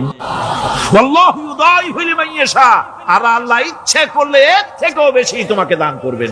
সুবহানাল্লাহ কোন জোরে। আর এই দান করতে হবে মরার আগে। কোন সময় দেবেন কোন? আমার দেশে বহু মুসলমান আছে যারা বলে, হুজুর আসি আপনাদের পিছনে, যা বলেন আসি, জীবন দিয়া দেব। এরা খুব চালাক, জীবন দিতে চায়, মাল দিতে চায় না। আল্লাহ তো আগে জীবন চায় নাই, আল্লাহ আগে কি চেয়েছেন? কোন আল্লাহ আগে কি চেয়েছেন? আল্লাহ চেয়েছেন মাল।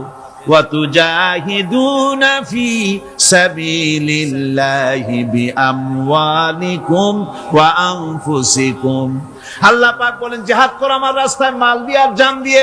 মাল দাও আগে, মাল না দিয়া যদি আগে মরে যাও, মালটা তো থেকেই গেল। সুতরাং মাল আগে আমার রাস্তায় দাও। দেবা কখন? মরার আগে দাও। وَأَنفِقُوا مِمَّا رَزَقْنَاكُم مِّن قَبْلِ أَن يَأْتِيَ أَحَدَكُمُ الْمَوْتُ, আমার রাস্তায় খরচ করো মৃত্যু আসার আগে। فَيَقُولَ رَبِّ لَوْلَا أَخَّرْتَنِي إِلَى أَجَلٍ قَرِيبٍ, যদি মরার আগে না দাও, মৃত্যুর সময়, মৃত্যু যখন এসে গেল সেই সময় যদি বলো অনুশোচনা যদি করো, আরে যদি আমি সময় পাইতাম, একটু খানিক যদি সময় দিতে, আল্লাহ একটু সময় আমারে যদি দাও, ফাসাদ্দাকা ওয়া আকুম মিনাস সালিহিন, দান সদকা করব, সব আল্লাহর রাস্তায় দিয়ে দেব, আর আমি সালেহ বান্দাদের মধ্যে শামিল হয়ে যাব। আল্লাহ একটু সময় আমারে দাও। আল্লাহ পাক বলছেন, ওয়ালা ইউআখিরাল্লাহু নাফসান ইযা জাআ আজালুহা আল্লাহু খাবীরুম বিমা তা'মালুন। মৃত্যুর নির্ধারিত সময় আসলে এক সেকেন্ড আগে পাশে করা হবে না। সুতরাং মৃত্যুর আগে খরচ করো। আপনি মনে করবেন যে আপনি মরে গেলে পরে আপনার ছেলে মেয়ে আপনার জন্য করবে, খরচ করবে। হ্যাঁ করবে, ঠিক। মরার পরে কুলখানির পরে 40, তারপরে শেষ, এরপর আর করবে। আপনার ছেলে মেয়ে যে আপনার জন্য করবে তার প্রমাণ তো আপনি নিজে। আপনি আপনার ছেলের মেয়ের জন্য কি করেছেন? আপনার মা বাবার জন্য কি করছেন? আপনার মা বাবার জন্য যদি আপনি কিছু না করে থাকেন, আপনার ছেলে মেয়ে আপনার জন্য করবে না। সুতরাং নিজের কাজ নিজে করেন। আপনার পিঠ যদি চুলকায়, আর নাতিরে যদি বলেন নাতি পিঠটা চুলকায় দাও, সে যে জায়গায় চুলকাবে আপনি করবেন উত্তর দিকে, সে উত্তর দিকে, দক্ষিণ দিকে, উপরে, নিচে, পিঠে, পাছার কাছে, যে জায়গায় আঙ্গুল দেবে আপনি করবেন ওখানে না, আবার আরেকটু উপরে দাও, আরেকটু পাশে দাও, জায়গা মতো পড়বেই না। আর কষ্ট করে নিজের হাতটা যদি পৌঁছাইতে পারেন জায়গা মতো পড়ে, একবার চুলকানি মারলেই চুলকানি শেষ, ঠিক কিনা? সুতরাং আপনি অন্যের উপরে ভরসা না করে নিজের খরচ নিজেই করে যান, নিজের কাজ নিজে করে যান, আল্লাহর রাস্তায় খরচ করে যান, বেশি পরিমাণে খরচ করেন। যত খরচ করবেন আল্লাহ রাব্বুল আলামিন রাজি হয়ে যাবে। কোন সুবহানাল্লাহ। মা বলছে, বাবা আমার কাছে কি চাও? ছেলে বলছে, মা আমি চলে যেতে চাই মদিনায়, আল্লাহর নবী মুহাম্মদুর রাসূলুল্লাহ সাল্লাল্লাহু আলাইহি ওয়াসাল্লামের দরবারে চলে যেতে চাই, আমি একটু বস্ত্র চাই। মা একটা পুরানা কম্বল তার হাতে দিয়ে দিলেন।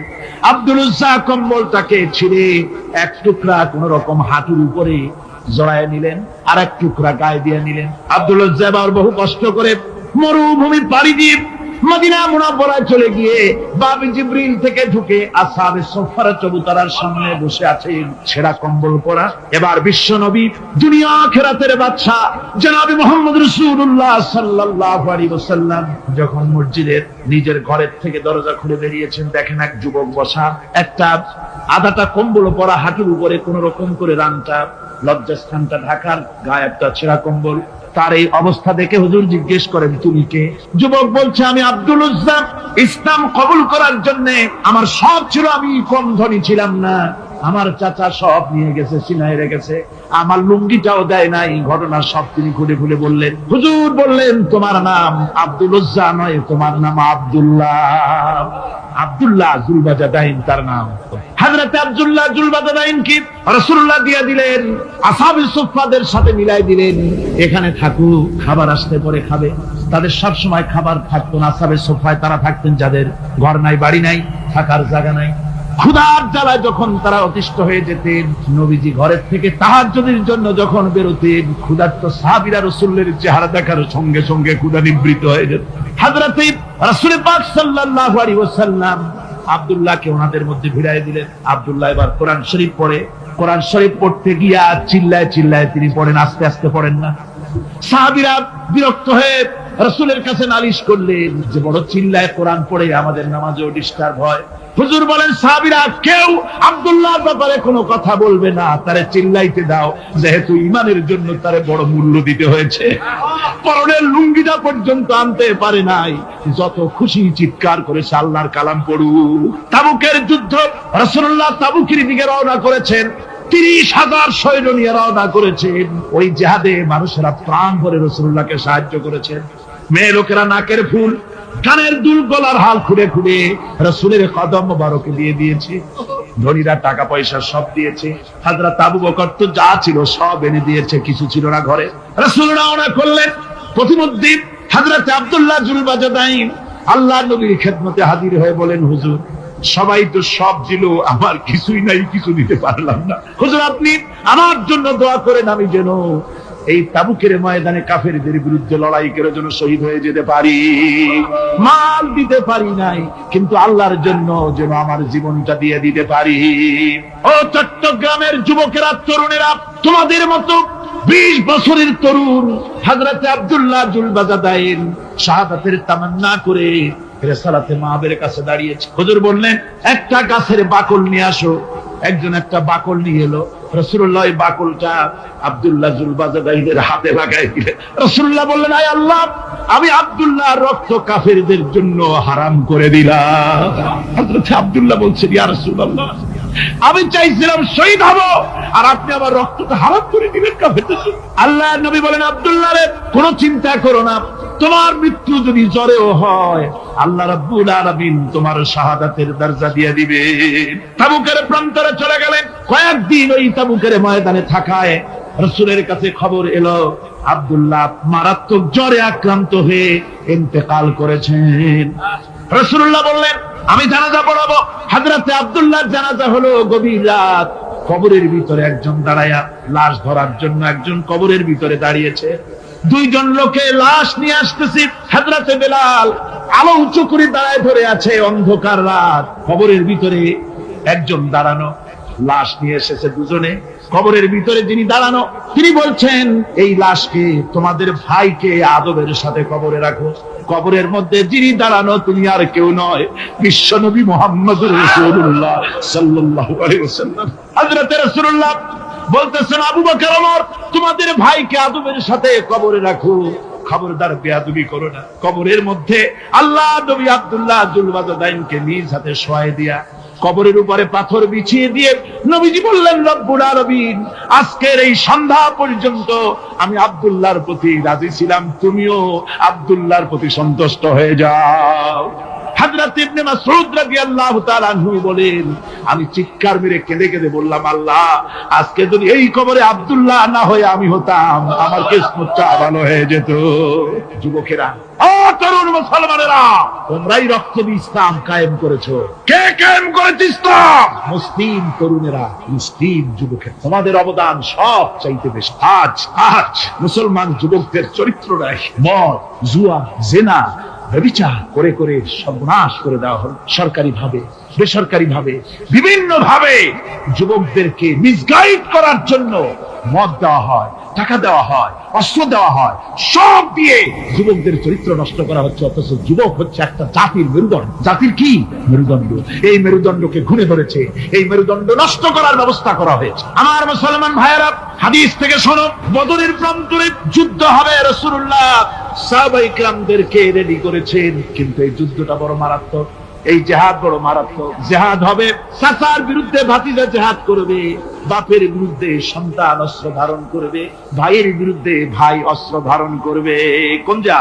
বদর। কোন জায়গায়? বদর। মক্কা থেকে যারা আসতেছে, সব চাচা, ভাই, মামু, খালু, এরা আপন আপন লোকের বিরুদ্ধে অস্ত্র ধারণ করবে। এটা কি সহজ? কোন এটা কি সহজ? রাসূলুল্লাহ যুদ্ধের কথা মানুষকে বুঝাচ্ছেন, একটু ইতস্তত করুন। হযরত রাসূল পাক সাল্লাল্লাহু আলাইহি ওয়াসাল্লাম যুদ্ধের কথা সাহাবায়ে কিরামদের সামনে পেশ করতেছেন, আর একটু ইতস্তত করতেছেন এই কঠিন যুদ্ধে সাহাবীরা কিভাবে মেনে নেবে। রাসূলের মনের অবস্থা বুঝতে পেরে হযরত মিকদাদ রাদিয়াল্লাহু তাআলা আনহু, বর্ষিয়ান সাহাবী, তিনি দাঁড়ায় গেলেন। তিনি দাঁড়ায় বলছেন, ইমদি বিনা ইয়া রাসূলুল্লাহ হাইসু মা তাশা।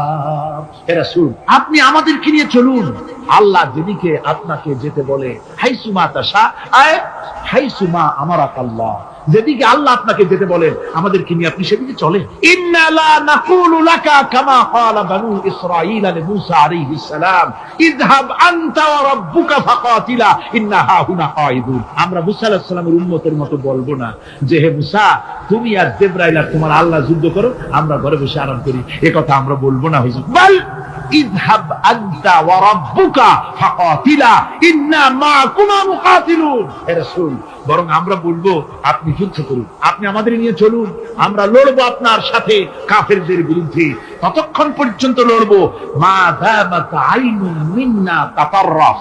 ও রাসূল, যতক্ষণ আমাদের চোখের একটা পাতাও নড়ে ততক্ষণ আপনার সাথে আমরা লড়বো। সুবহানাল্লাহ। মানে জীবন যতক্ষণ আছে আপনার সাথী হয়ে কাফেরদের বিরুদ্ধে লড়তে থাকবো। হুজুর খুব খুশি হয়ে গেল। হুজুর কি হলেন? দারুণ খুশি হয়ে গেল। আল্লাহ নবী খুশি হয়ে বললেন, ও সাহাবীরা, তোমাদের মানসিক অবস্থা যখন এই কুবু বিনা ইলা জান্নাতিন জান্নাতুন আরদুহা কারদিস সামাওয়াতি ওয়াল আরদ। ও সাহাবীরা, তোমাদের মানসিকতা যখন এমন, তখন আমার সাথে তোমরা দাঁড়াও, আমার সাথে ওঠো, আমার সাথে চলো জান্নাতের দিকে। রাসূলুল্লাহ বলেন, আমার সাথে চলো বেহেশত। কোন বেহেশত? এমন বেহেশত যে বেহেশতের বিশালতার প্রশস্ততা ওই বিশাল আকাশ আর জমিনের চাইতেও বেশি। এই বিরাট জান্নাতের দিকে চলো আমার সাথে। ফাকামা উমাইর বিন হামাম ওয়া কানা ইয়াকুলু খামা। যুবকেরা, তোমাদের মতো তরুণ, তোমাদের মতো এক যুবক যার নাম উমাইর, তিনি দাঁড়িয়ে গেলেন, হাতে ছিল খোরমা। খোরমা খাচ্ছে, দেখেন বক্তৃতা হয়, মাঠে ওয়াজ নসিহত হয়, আর যুবকেরা দাঁড়ায় দাঁড়ায় বাদাম হয় না? ওই সাহাবী ওই সময় তো বাদাম টাদাম হয়তো পায় না, খোরমা খাচ্ছে, খোরমা চাবাচ্ছে, বিচি ফালাই দিচ্ছে, আর এইভাবে খাচ্ছে আর হুজুরের কথা শুনে উমাইর বলছেন, বাহ বাহ, এটা একটা আঞ্চলিক শব্দ। এর অর্থ হচ্ছে আয়মা আযমাহু ওয়া মা আহসানাহু। হে রাসূল, আপনি কত সুন্দর কথা বললেন, আপনি কি বিশাল কথা বলেছেন, কত বড় কথা বলেছেন। জিহাদ করলে, জান দিলে এমন বেহেশত পাবো, জান্নাতুন আরজুহা কারদিস সামাওয়াতি ওয়াল আরদ, যে বেহেশতটা হবে ওই বিশাল আকাশের চাইতে, এমন বেহেশত পাবো। ওয়াল্লাহি লাউ কুনতু হাইয়ান হাত্তা আকিলাহু ইন্নাহা লাহায়াতুন তাবি। আল্লাহর কসম, আমি যদি হাতের সবগুলি খোরমা খেতে যাই তাহলে তো অনেক সময় লাগবে, বেহেশতে যেতে দেরি হয়ে যাবে, অনেক দেরি হয়ে যাবে বেহেশতে যেতে। ফারামা বিহিন্না, হাতের সবগুলি খোরমা তিনি ফেলে দিন। ও যুবকেরা, হযরত ওমর তোমার মতো যুবক খোরমা খাওয়া সহ্য করলেন না আল্লাহর জান্নাতে যাওয়ার লোভে। জান্নাতে যেতে দেরি হয়ে যাবে, আল্লাহর সঙ্গে দিদার করতে দেরি হয়ে যাবে, এই মনে করে হাতের খোরমাগুলি ফালাই দিলেন, জিহাদের ময়দানে ঝাঁপায়ে পড়লেন। হাদিস শরীফে এসেছে, উমাইর জিহাদ করে বেশ কিছু কাফেরদেরকে নিহত করে নিজেও শহীদ হয়ে গেলেন। রাসূলুল্লাহ বদরের শাহাদাতের জানাজা করার সময় একজন সাহাবী বলে দিলেন, হুজুর, এই সেই উমাইর, আপনি যখন বেহেশতের কথা বলছিলেন, খোরমাগুলি খাওয়ার তর সহ্য হয় নাই বেহেশতে যাওয়ার জন্য, এই সেই উমাইর। আল্লাহর নবী উমাইরের কাছে দাঁড়ায় আঙ্গুল দিয়ে তার শরীরের দিকে দেখায় বললেন, ইন্নাকা মিন আহলিহা। ও যুবক, যেই বেহেশতের জন্য খোরমা খাওয়ার সময় তুমি পাও নাই, আমি নবী সাক্ষী দিচ্ছি তুমি অবশ্যই সেই বেহেশতের অধিবাসী, ওই বেহেশত তোমার জন্য। সুবহানাল্লাহ। আমার ভাইরা, কিয়ামতের দিন এই জান্নাত আল্লাহ রাব্বুল আলামিন দান করবেন ওই সব লোকদের জন্য যারা জান দিবে, মাল দিবে, রক্ত দিবে আল্লাহ দ্বীনের জন্য। কিসের জন্য? আল্লাহ দ্বীন কায়েমের জন্য। যারা জান মাল লক্ষ্য করে দেবে, জীবনকে উৎসর্গ করে দেবে, তাদের জন্য আল্লাহ পাক এই বিরাট নিয়ামত রেখেছেন। তরুণদের বলতে চাই, যুবকদের বলতে চাই, আর বাতিলের পেছনে ঘুরো না, আর তোমার ওই সব নেতাদের পেছনে ঘুরো না যারা নিজেরাও নামাজ পড়ে না, তোমাকেও নামাজের কথা বলে। ওরা নিজেরা মিথ্যা কথা কয়, তোমরা টের পাও না? কি বলেন, টের পাওয়া যায় না? মারামারি করে নিজেরা আর বদনাম দেয় অপরের উপরে। চোখের সামনে যারা এরকম পারে, চোখের সামনে যারা এরকম পারে, তাহলে রাত দিন 24 ঘন্টা তাদের আমলটা কেমন? এদের পেছনে ঘুরে কোনো লাভ নাই। কোনো লাভ আছে? হ্যাঁ, একটা লাভ আছে। সেই লাভটা হচ্ছে টাটকা কিছু সুখ পেতে পারো, কিছু মদের টাকা, কিছু হোটেলের টাকা, কিছু পরের মেয়ে নিয়ে ঘোরার টাকা, কিছু ভ্রমণের টাকা, কিছু অস্ত্রপাতি, ত্রাস সৃষ্টি করা। আর ত্রাস সৃষ্টি করবা, কয়টা অস্ত্রের মালিক হইছো? যুবক, তরুণ, বিপদগামী তরুণদের বলবো, সরকার অননুমোদিত অস্ত্র যাদের কাছে আছে, শুনে রাখ, এই অস্ত্র কাউকে ক্ষমা করেন, এই অস্ত্র কাউকে ক্ষমা করেন। সাপ পোষার মতো, যে সাপ তুমি দুধ কলা দিয়ে পোষো, ওই সাপ তোমাকে আবার দংশন করবে। ওঝা মরে না মরে না? সাপ খেলা যারা দেখায় তারা মরে কিনা? ওই সাপেই তাকে কাটে। সুতরাং গভর্নমেন্ট অনুমোদিত অস্ত্র তোমার কাছে, পাইপ গান, রিভলভার, স্টেন গান, এলএমজি, আদমজি, কত রকমের অস্ত্রপাতি যুবকদের কাছে। ঘুম নাই, সারা রাত অস্ত্র থাকে কাছে, আর কি কি লাল পানি খাইয়া চোখ দুইটা থাকে এত বড় বড়, দেখলেও ভয় করে। মাথায় ভাল্লুকের মতো। মানুষ মারো তোমরা, মানুষ মারো।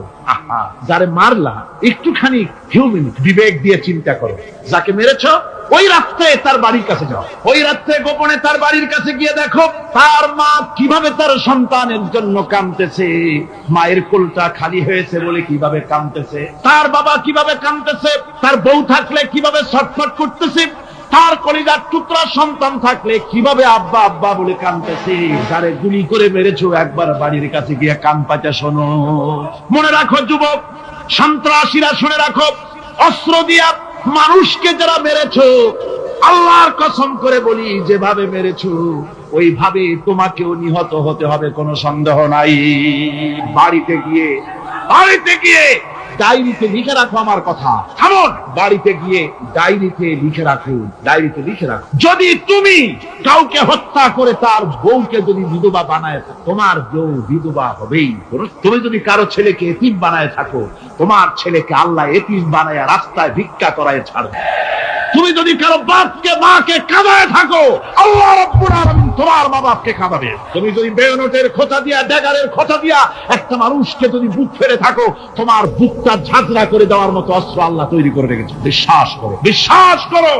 অননুমোদিত অস্ত্র থানায় জমা দিয়ে দাও, মসজিদে ঢোকো, নামাজ পড়ো, চরিত্রবান হয়ে যাও। তোমাদের প্রতি আমার উদাত্ত দাওয়াত, আমার বুক ভরা দরদ। তোমাদের বিরুদ্ধে আমাদের কোনো বিদ্বেষ নাই, হিংসা নাই, আছে কলিজা বড় ধরদ। দেখতে পাচ্ছি জাহান্নামের দিকে যাচ্ছে। এ পথটা কোন দিকের পথ? যারা বলেন কোথার পথ? ওই নেতাদের পিছনে আর চলো না, তওবা করো। ওই নেতাদের পিছনে আর যাবে না যারা তোমাদেরকে টাকা দেয় আর অস্ত্র দেয়, যারা তোমাদেরকে মদ দেয় আর নারী দেয়, ওদের পিছনে আর চলবে না। ওয়াদা করো। যুবকরা কি পারবে ওয়াদা করতে? ওই সব নেতাদের পিছনে জীবনে আর যাবে না, ওয়াদা করতে পারো? হাত উঁচু করে দেখাও যুবকেরা।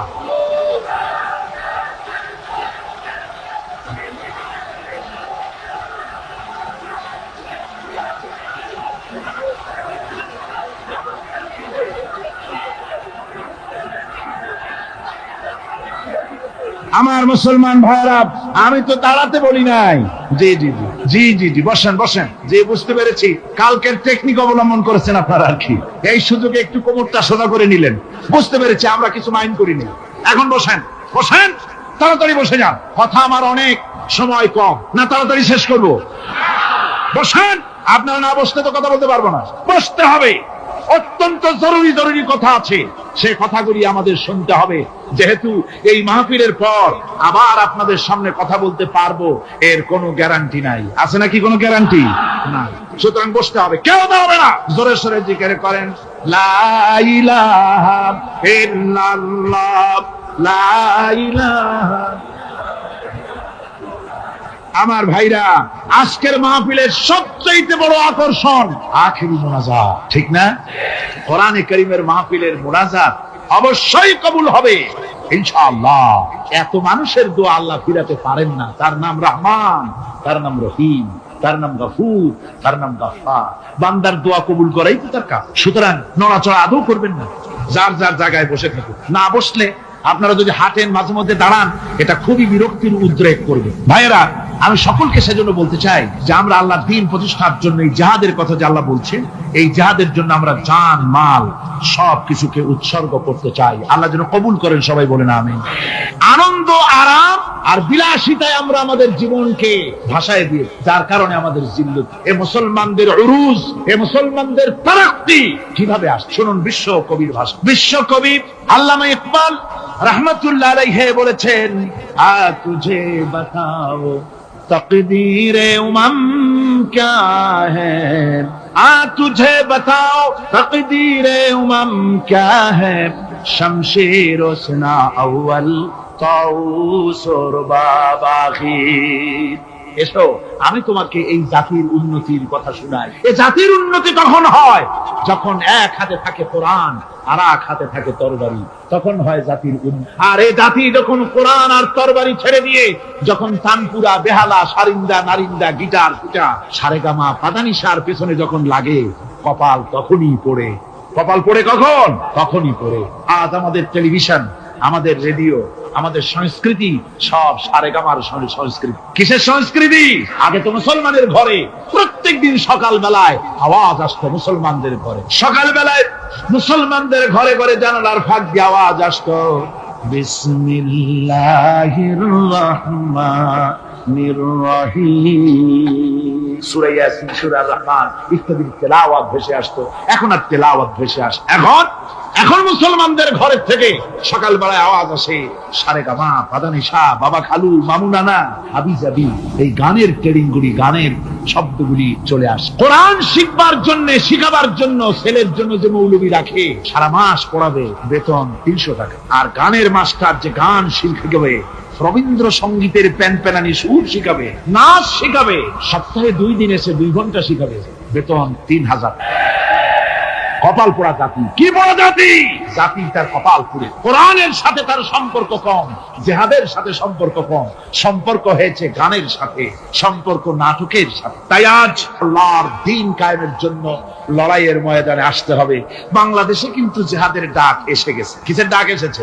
জিহাদের ডাক। এই জিহাদে সাড়া দিতে হবে। আমি আগেই বলেছি, ওই জিহাদ ওই রকম না যে লাঠি ঠ্যাঙ্গা নিয়ে যাবাই বলে। জিহাদ হচ্ছে বাতিলের বিরুদ্ধে। টেলিভিশনের ভিতরে নাটকের মাধ্যমে ইসলামকে অসম্মান করা হচ্ছে, মুসলমানদের দাড়িকে অসম্মানিত করা হয়, টুপিকে অসম্মানিত করা হয়, তারপরে সিনেমার ভিতরে গানের মধ্যে ইসলামকে অপমানিত করা হয়। যার কারণে এর বিরুদ্ধে জাতি সোচ্চার না হওয়ার কারণে আস্তে আস্তে মুসলমানদের ঈমান কমে যাচ্ছে। বাতিল শক্তিশালী হয়ে আক্রমণ করছে। আপনারা বলেন, ভারতের কি ক্ষমতা মসজিদ ভেঙে দেয়? এই পৃথিবী কি মুসলমান কম? জোরে বলেন, মুসলমান কম? তাহলে ভারতের বাবরি মসজিদ তারা ভাঙলো কি করে? সাহস পেল কোথায়? সাহস পেয়েছে আমরা আমাদের ঐক্য বিনষ্ট করি, আমাদের ঐক্য ভেঙে ফেলেছি। আমরা একজন আর একজনকে গালি দেই, মুসলমান না বলে গালি দেওয়া হয়। পরস্পরের মহব্বত নাই, স্বীকৃতি নাই, শ্রদ্ধা নাই, ঐক্যবদ্ধ ভাবে আমরা নাই। আমরা আমাদের চরিত্র নাই, চরিত্র নষ্ট করেছি। ফলে তারা বুঝতে পেরেছে এই মুসলমান সেই মুসলমান নয় যারা জীবনের চাইতে মৃত্যুকে বেশি ভালোবাসতো, যাদের চরিত্র ছিল উন্নত। এরা সেই জাতিরা, এরা মিথ্যা কথা বলে, এরা জুয়া খেলে, এরা মদ খায়, এরা জেনা করে, এরা বদমাশি করে। এদের সেই চরিত্র নাই যেই চরিত্রের বলে আমাদের অপকর্মের মোকাবেলা করতে পারে। এই বিশ্বাস নিয়ে তারা বাবরি মসজিদের উপরে হামলা করে। বাবরি মসজিদ ভাঙলো। মসজিদের উপরে যখন শাবল মারা হচ্ছিল, কেবল নিউজ নেটওয়ার্কের মাধ্যমে আমরা এই দৃশ্য দেখেছি, টেলিভিশনের পর্দায় দেখেছি শাবল মারা হচ্ছে। তখন মনে হচ্ছিল শাবল তো মসজিদের উপরে পড়ছে না, শাবল যেন পড়ছে পৃথিবীর 125 কোটি মুসলমানের কলিজার উপরে। ভারত মসজিদ ভেঙে দিল। এরপরে এই মসজিদ ভাঙলো বিজেপি, শিবসেনা সহযোগিতা করলো ভারতের প্রধানমন্ত্রী নরপশুরাও। এই পৃথিবীর বর্তমান পৃথিবীর নিকৃষ্ট মানব সন্তান, জঘন্য শয়তান নরপশু। ওইটা নরসীমা নয়, ভারতের প্রধানমন্ত্রী মানুষ না, এটা একটি শয়তান। জোরে বলেন, এটা কি? পৃথিবীর ইতিহাসকে কলঙ্কিত করেছে। আজ পর্যন্ত পৃথিবীতে কোথাও মসজিদ ভাঙা হয়েছে কোন ইতিহাস। আর ভারতের বেয়াদব সরকার বাংলাদেশে যখন সংসদে ভারতীয় এজেন্টদের প্রতিবাদের মোকাবেলায় যখন ভারতের এই কাজের নিন্দা জানানো হলো, ভারতের বেয়াদব সরকার তখন বলছে বাংলাদেশের গতিবিধির উপরে আমরা কড়া নজর রাখছি। বেটা বেয়াদব, বাংলাদেশ কি তোমার ভুটান না সিকিম? বাংলাদেশের উপরে কড়া নজর রাখার অধিকার তোমার নাই। এই পৃথিবীতে বাংলাদেশের সবচাইতে বড় দুশ্মন ভারত। সবচাইতে বড় দুশ্মন কে?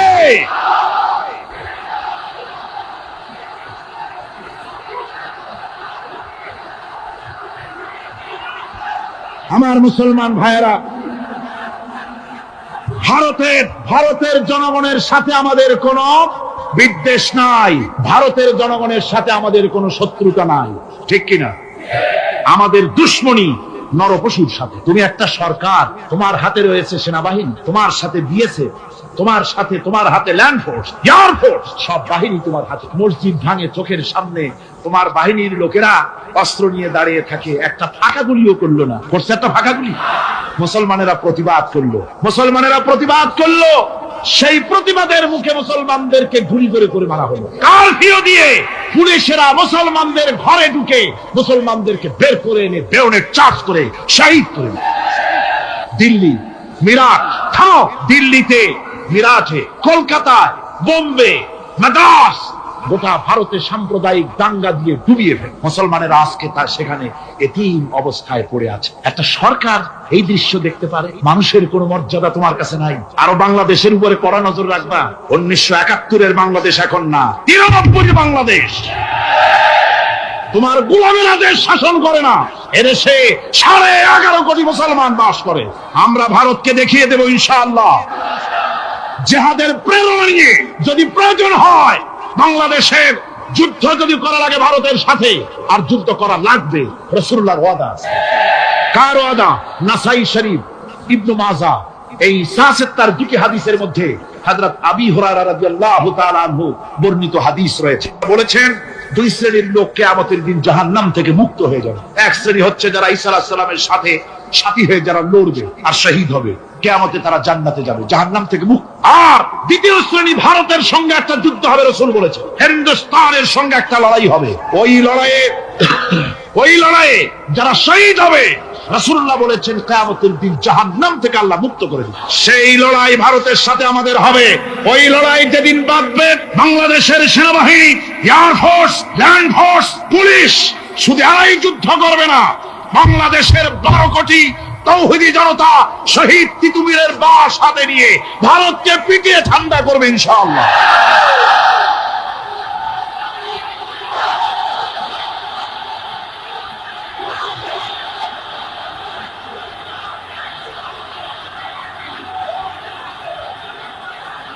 আমার দেশে ভারতের মসজিদ ভাঙার প্রতিবাদে আমাদের দেশে একটা হিন্দুও মরে নাই, কথা ঠিক কিনা কন? কিন্তু ভারতে লেগেছে তারা বাবরি মসজিদ। আমার দেশের 15 জন মুসলমান পুলিশের গুলিতে নিহত। আমার দেশে হিন্দু মরে নাই। তোমরা আমার দেশে, সেখানে আমার মুসলমান মেরে। হযরত আব্দুল্লাহ বিন ওমর রাদিয়াল্লাহু তাআলা আনহু বলছেন যে আমি রাসূলের সঙ্গে কাবা শরীফ তাওয়াফ করতেছিলাম। আমি বলতে শুনলাম রাসূল বলছেন, হে কাবা, তোমার কত মর্যাদা, তোমার কত সম্মান, তুমি কত মহান, তোমার কত ইজ্জত। তবে কাবা শুনে রেখো, আল্লাহ রাব্বুল আলামিনের একটা মুমিন বান্দার যে মর্যাদা, তোমার মর্যাদা যত হোক একটা মুমিনের চাইতে নিশ্চয়ই বেশি নয়। তোমরা মসজিদ ভেঙেছো আর আল্লাহর মুমিন বান্দাদেরকে ভেঙেছো। ভারত সরকার শুনে রাখো, মসজিদ ভাঙো নাই, তকদির ভেঙেছো। মসজিদ যেভাবে মসজিদের ইটগুলি টুকরা টুকরা হয়েছে, গোটা ভারত আজ হোক কাল হোক মসজিদের ইটের মতোই টুকরা টুকরা হয়ে যাবেই যাবে ইনশাআল্লাহ। তবে আমার দেশের মুসলমান, আমার দেশের মুসলমানদেরকে মনে রাখতে হবে, আমরা প্রতিশোধের নীতিতে বিশ্বাস করি না। ভারতের বাবরি মসজিদ ভাঙার ব্যাপারে বাংলাদেশের কোন হিন্দু দায়ী নয়, কথা বুঝতে পেরেছেন? আমরা একজনের অপরাধের শাস্তি আর একজনকে দেই না। বাংলাদেশের কোন হিন্দু ওই ঘটনার জন্য দায়ী নয়। আমাদের দেশে মন্দির 2-4টা ভেঙেছে, আমরা খবর, এই মন্দিরগুলি মুসলমানেরা ভাঙে। এই মন্দিরগুলি ভারতের এজেন্টদের উস্কানিতে হিন্দুরা নিজেরা ভেঙে, মুসলমানেরা ভাঙে। ভারতীয় দালালেরা বাংলাদেশের সারা পৃথিবীতে সাম্প্রদায়িক সম্প্রীতির ভাবমূর্তিকে ক্ষুণ্ণ করার জন্য এই কাজ তারা করেছে। নরসিংদীতে, আর মিয়া থামো না, নরসিংদীতে সেখানে দেখা গেছে গভীর রাত্রে কাপড়ের দোকানদার হিন্দু ঘরের সমস্ত কাপড় চোপড় সরাইয়া নিজের দোকানে আগুন দিতে গিয়েছে, পুলিশ তখন তারা ধরে। ভারতের 5-8 গোলামেরা হিন্দুদের দিয়ে কাজগুলি করাইছে, কোন মুসলমান মন্দির ভাঙে নাই। বাংলাদেশ গোটা বিশ্বের বুকে সাম্প্রদায়িক সম্প্রীতির সহস্র বছরের উজ্জ্বল দৃষ্টান্ত, আলহামদুলিল্লাহ। তার কারণ হচ্ছে আল্লাহর নবী বলেছেন সংখ্যালঘু মুসলিম এলাকায়, সংখ্যাগরিষ্ঠ মুসলিম এলাকায় সংখ্যালঘু অমুসলিম যারা, তারা হতেছে পবিত্র আমানত। ওই আমানতের কেউ যদি খেয়ানত করে, অর্থাৎ অমুসলিমদের উপরে যদি কেউ অত্যাচার করে, তাহলে আমি নবী মুহাম্মদুর রাসূলুল্লাহ সাল্লাল্লাহু আলাইহি ওয়াসাল্লাম কিয়ামতের দিন আল্লাহর দরবারে মুসলমানদের বিরুদ্ধে মামলা দায়ের করব। এই জন্য আমরা সবচাইতে পরধর্ম সহিষ্ণু জাত। আমার ভাইয়েরা ভালো করে মনে রাখুন, ভারতের বাবরি মসজিদ সহ এখন তারা আর অন্যান্য মসজিদও ভাঙবার প্ল্যান নিয়েছে, ভাঙতে তাজমহলকেও তারা ভাঙবে, অন্যান্য মসজিদও ভাঙবার পরিকল্পনা নেই। ওরা যদি মসজিদ একটা ভাঙতে ভাঙতে আল্লাহ না করুন সবগুলিও যদি ভাঙে, বাংলাদেশের একটা মন্দিরকে আমরা ভাঙতে দেব না। এর নাম ইসলাম। এর নাম কি? ভারতের সাম্প্রদায়িক দাঙ্গা বাঁধিয়ে মুসলমান একটা করে সব মুসলমানও যদি তারা মেরে ফেলে দেয়, আল্লাহর কসম বাংলাদেশের একটা অমুসলিমের গায়ে আমরা হাত দিতে দেব না। এর নাম ইসলাম। এর নাম কি? আপনারা যদি কখনো শোনেন যে কোন এলাকার কোন লোক মন্দির ভাঙতে যাচ্ছে অথবা হিন্দুর বাড়ি আক্রমণ করতে যাচ্ছে, সাথে সাথে তাকে ধরে থানায় সোপর্দ করবেন। রাজি আছেন? কারা রাজি? হাত উঁচু করে দেখান। আলহামদুলিল্লাহ, হাত নামা। এই সাম্প্রদায়িক সম্প্রীতি বাংলাদেশে অতীতে ছিল, এখনো থাকবে ইনশাআল্লাহ, ভবিষ্যতেও থাকবে ইনশাআল্লাহ। বলেন ইনশাআল্লাহ। আমাদের শত্রু, আমি বারবার বলছি, হিন্দুরা শত্রু নয়, শত্রু হচ্ছে ভারতীয় এজেন্ট যারা, ভারতের দালাল যারা, ওরা আমাদের, ঠিক কিনা? তারা বাংলাদেশের স্বপ্ন এখানে বসে দেখে, পত্র পত্রিকার মাধ্যমে, টিভির মাধ্যমে হাজারো প্রচেষ্টা তারা চালিয়ে যাচ্ছে ইসলামের বিরুদ্ধে। সুতরাং ইসলামকে জমিনে টিকিয়ে রাখার জন্য চাই সংগ্রাম। তাই আল্লাহ রাব্বুল আলামিন বলেছেন, ওয়াতুজাহিদুনা ফি সাবিলিল্লাহি বিআমওয়ালিকুম ওয়া আনফুসিকুম যালিকুম খায়রুল লাকুম ইন কুনতুম তা'লামুন। আল্লাহ পাক বলেন, আমার রাস্তায় জিহাদ করো, জান দাও, মাল দাও, জান দাও, জিহাদ করো, এটাই হলো উত্তম কাজ। যদি তোমরা ইসলাম বুঝে থাকো, এটাই তোমাদের জন্য কল্যাণকর। আগে বলেছেন মালের কথা, পরে জানের কথা। আগে কোনটা? মাল, পরে জান। যেহেতু আমরা জানের চাইতে মালের মহব্বত করি বসি, ঠিক কিনা? তো মালের মহব্বত করি বেশি, আমরা কথায় কথায় বলি, আরে ভাই দরকার যদি হয় জানটা দিয়ে দিব, আর জান যদি দিয়েই দেন তো মালটা তো থেকেই গেল।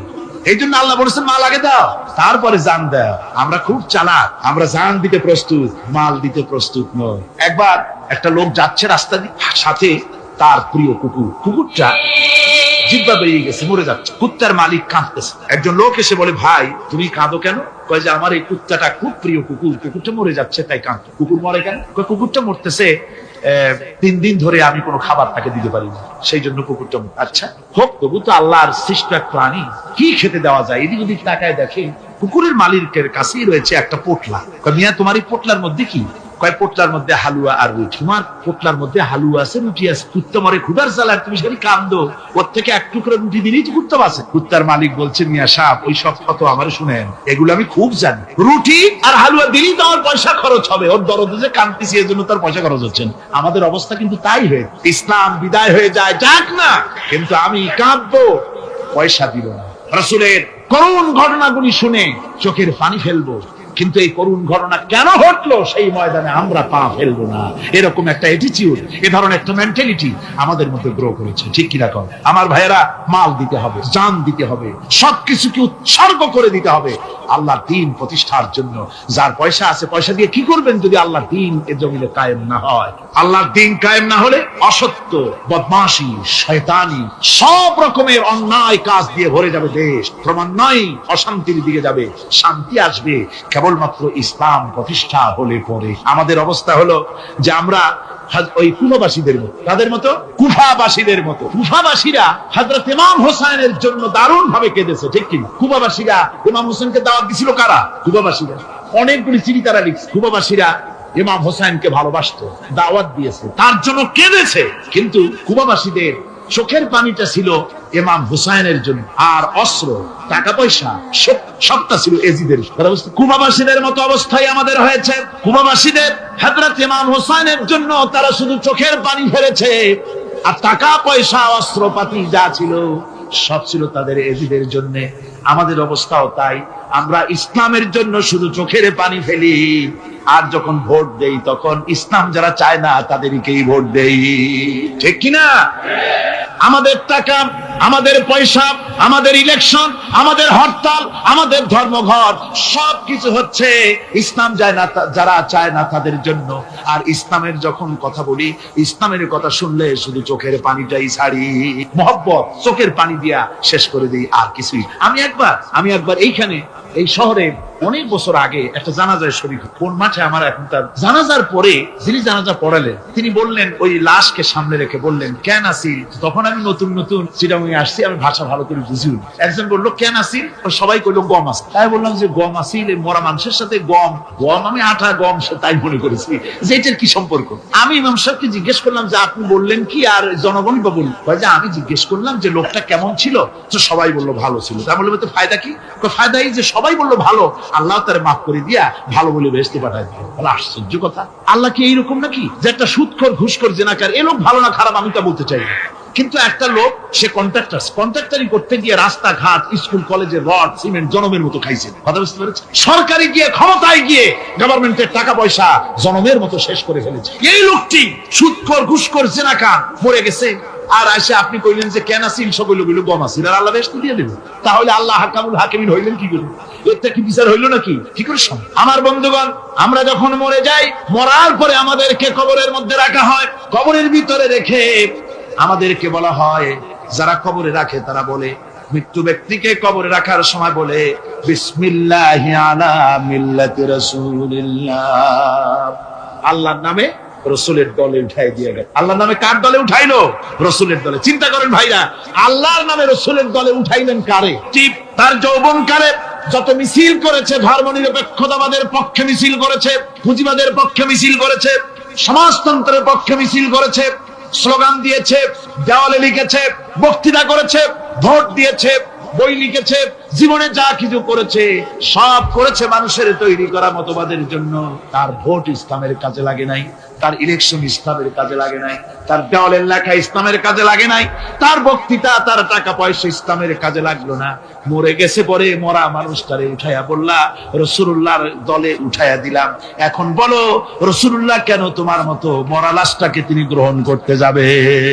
তোমার জীবনের কোন কাজই তো ইসলামের জন্য কাজে লাগলো না। তোমার জীবনের একটা দিনও তো ইসলামের কাজে লাগে নাই।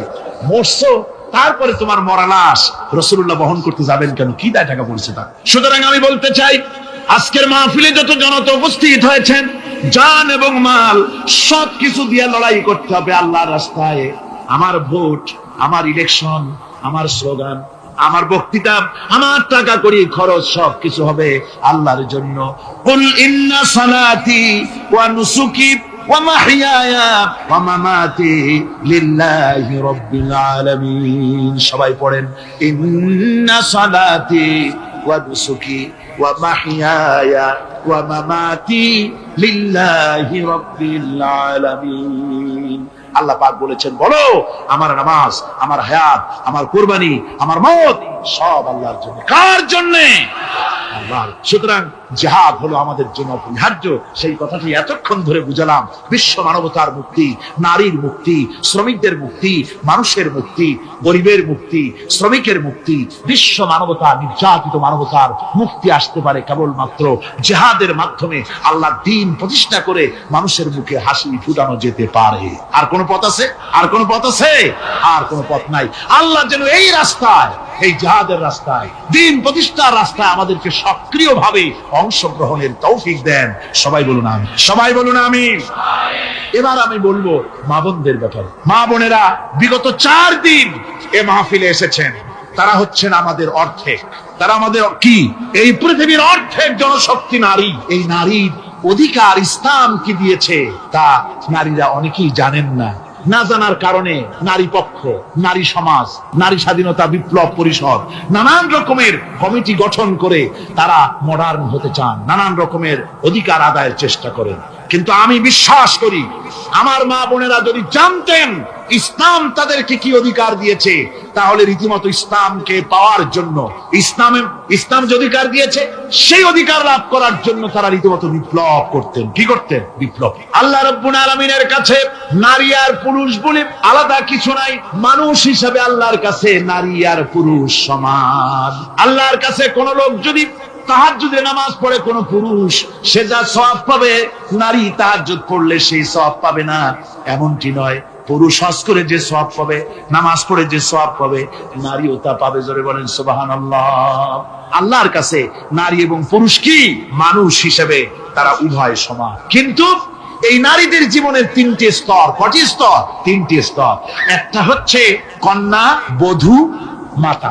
নারীর জীবনের এই 3টি স্তর। ভালো করে শুনুন, কন্যা, বধূ, মাতা। এখন কন্যা হিসেবে নারীর মর্যাদা, বধূ হিসেবে নারীর মর্যাদা, মা হিসেবে নারীর মর্যাদা। নারীকে ইসলাম কি দিল সেটা শুনুন। আল্লাহর নবী বলেছেন, কোন ব্যক্তির যদি 3টা কন্যা সন্তান হয়, আর ওই 3টা কন্যা সন্তানকে যদি সে আদব শিক্ষা দিতে পারে, ইসলামী তরবিয়াত দিতে পারে, আর যদি স্নেহ দিয়ে লালন পালন করতে পারে, তাহলে ওই কন্যার পিতা আর আমি মুহাম্মদ সাল্লাল্লাহু আলাইহি ওয়াসাল্লাম বেহেশতের ভিতরে পাশাপাশি অবস্থান করব।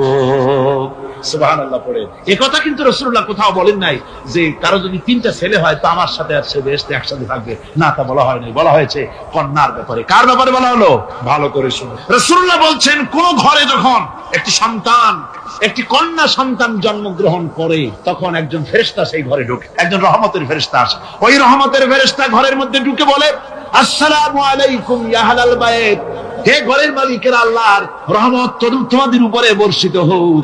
এই কথা বলে ওই ফেরেশতা ঘরের মধ্যে গিয়ে কন্যার মাথার উপরে হাত বুলায় আর বলতে থাকে, এই কন্যা সন্তানটি একটা দুর্বল শরীর থেকে বেরিয়ে এসেছে, এও একটা দুর্বল দেহ, একে যে লালন পালন করবে, দয়া দিবে, স্নেহ দিবে, আল্লাহ রাব্বুল আলামিনের সাহায্য কিয়ামত পর্যন্ত তার সাথে থাকবে। অথচ আমাদের দেশে দেখা যায় মেয়ে হলে অনেকের মুখ কালো হয়ে যায়। বন্ধুরা জিজ্ঞেস করে, মিয়া শুনছিলাম তোমার বোন নাকি বাচ্চা হবে, তা অনেক মাস হয়ে গেল, কোনো খবর টবর তো পাইলাম না। কয় যে ভাই আশা করছিলাম যা তা হয় নাই, সেই জন্য টেলিফোনও করি নাই। কি হয়েছে? বলে একটা মেয়ে হয়ে। আসেন এরকম কপাল পোড়া আছে কিনা? কন বারবার মেয়ে হয় বলে স্ত্রীকে তালাক দিয়েছে, এমন ঘটনাও বাংলাদেশে ঘটেছে। বোর যদি বারবার মেয়ে হয় তাহলে সেজন্য কি স্ত্রী দায়ী? যদি মানুষের জন্য দায়ী হয় মেয়ে বারবার হওয়ার জন্য, তাহলে তুমি স্বামী, তুমি তুলসী দুধের দোয়া তুলসী পাতা হলে কি করে? তুমিও তো দায়ী তার জন্য। আসলে স্বামী স্ত্রী মেয়ে হওয়ার জন্য, ছেলে হওয়ার জন্য কেউ দায়ী। এ কোরআনে কারীমে রব্বুল আলামিন বলেছেন, আমি যাকে খুশি শুধু ছেলে দেই, যাকে খুশি শুধু মেয়ে দেই, যাকে খুশি তাকে ছেলেও দেই, মেয়েও দেই, আবার যাকে খুশি আমি কিছুই দেই না। তা আমার কুদরত। সুতরাং এতে মন কালা করান। নবীজি বলেছেন, কন্যার পিতাদেরকে গালি দিও না। অনেকে টিটকারি করে, বারবার মেয়ে হয় ছেলে একটাও হয় না, সেই জন্য টিটকারি বোটকারি করে। আল্লাহ নবী বলেছেন, মেয়ের পিতাকে গালি দিও না, ঠাট্টা করো না, যেহেতু আমি মুহাম্মদ রাসূলুল্লাহ সাল্লাল্লাহু আলাইহি ওয়াসাল্লাম, আমি মেয়েদের পিতা, আমি নিজে মেয়েদের পিতা, খবরদার মেয়েদের পিতাকে গালি দিও। রাসূলুল্লাহ বলেছেন, আকাশের নিচে জমিনের উপরে খাদিজার মতো মহিলা আর নাই। সেই হযরতে খাদিজা রাসূলের 4টি মেয়ে পেটে ধারণ করেছিলেন। সুবহানাল্লাহ। মেয়ের প্রতি রাসূলুল্লাহ যথেষ্ট মহব্বত, মেয়েকে খুব ভালোবাসতেন হুজুর সাল্লাল্লাহু আলাইহি ওয়াসাল্লাম। হুজুরের কলিজার টুকরা ছিলেন মা ফাতিমা রাদিয়াল্লাহু তাআলা।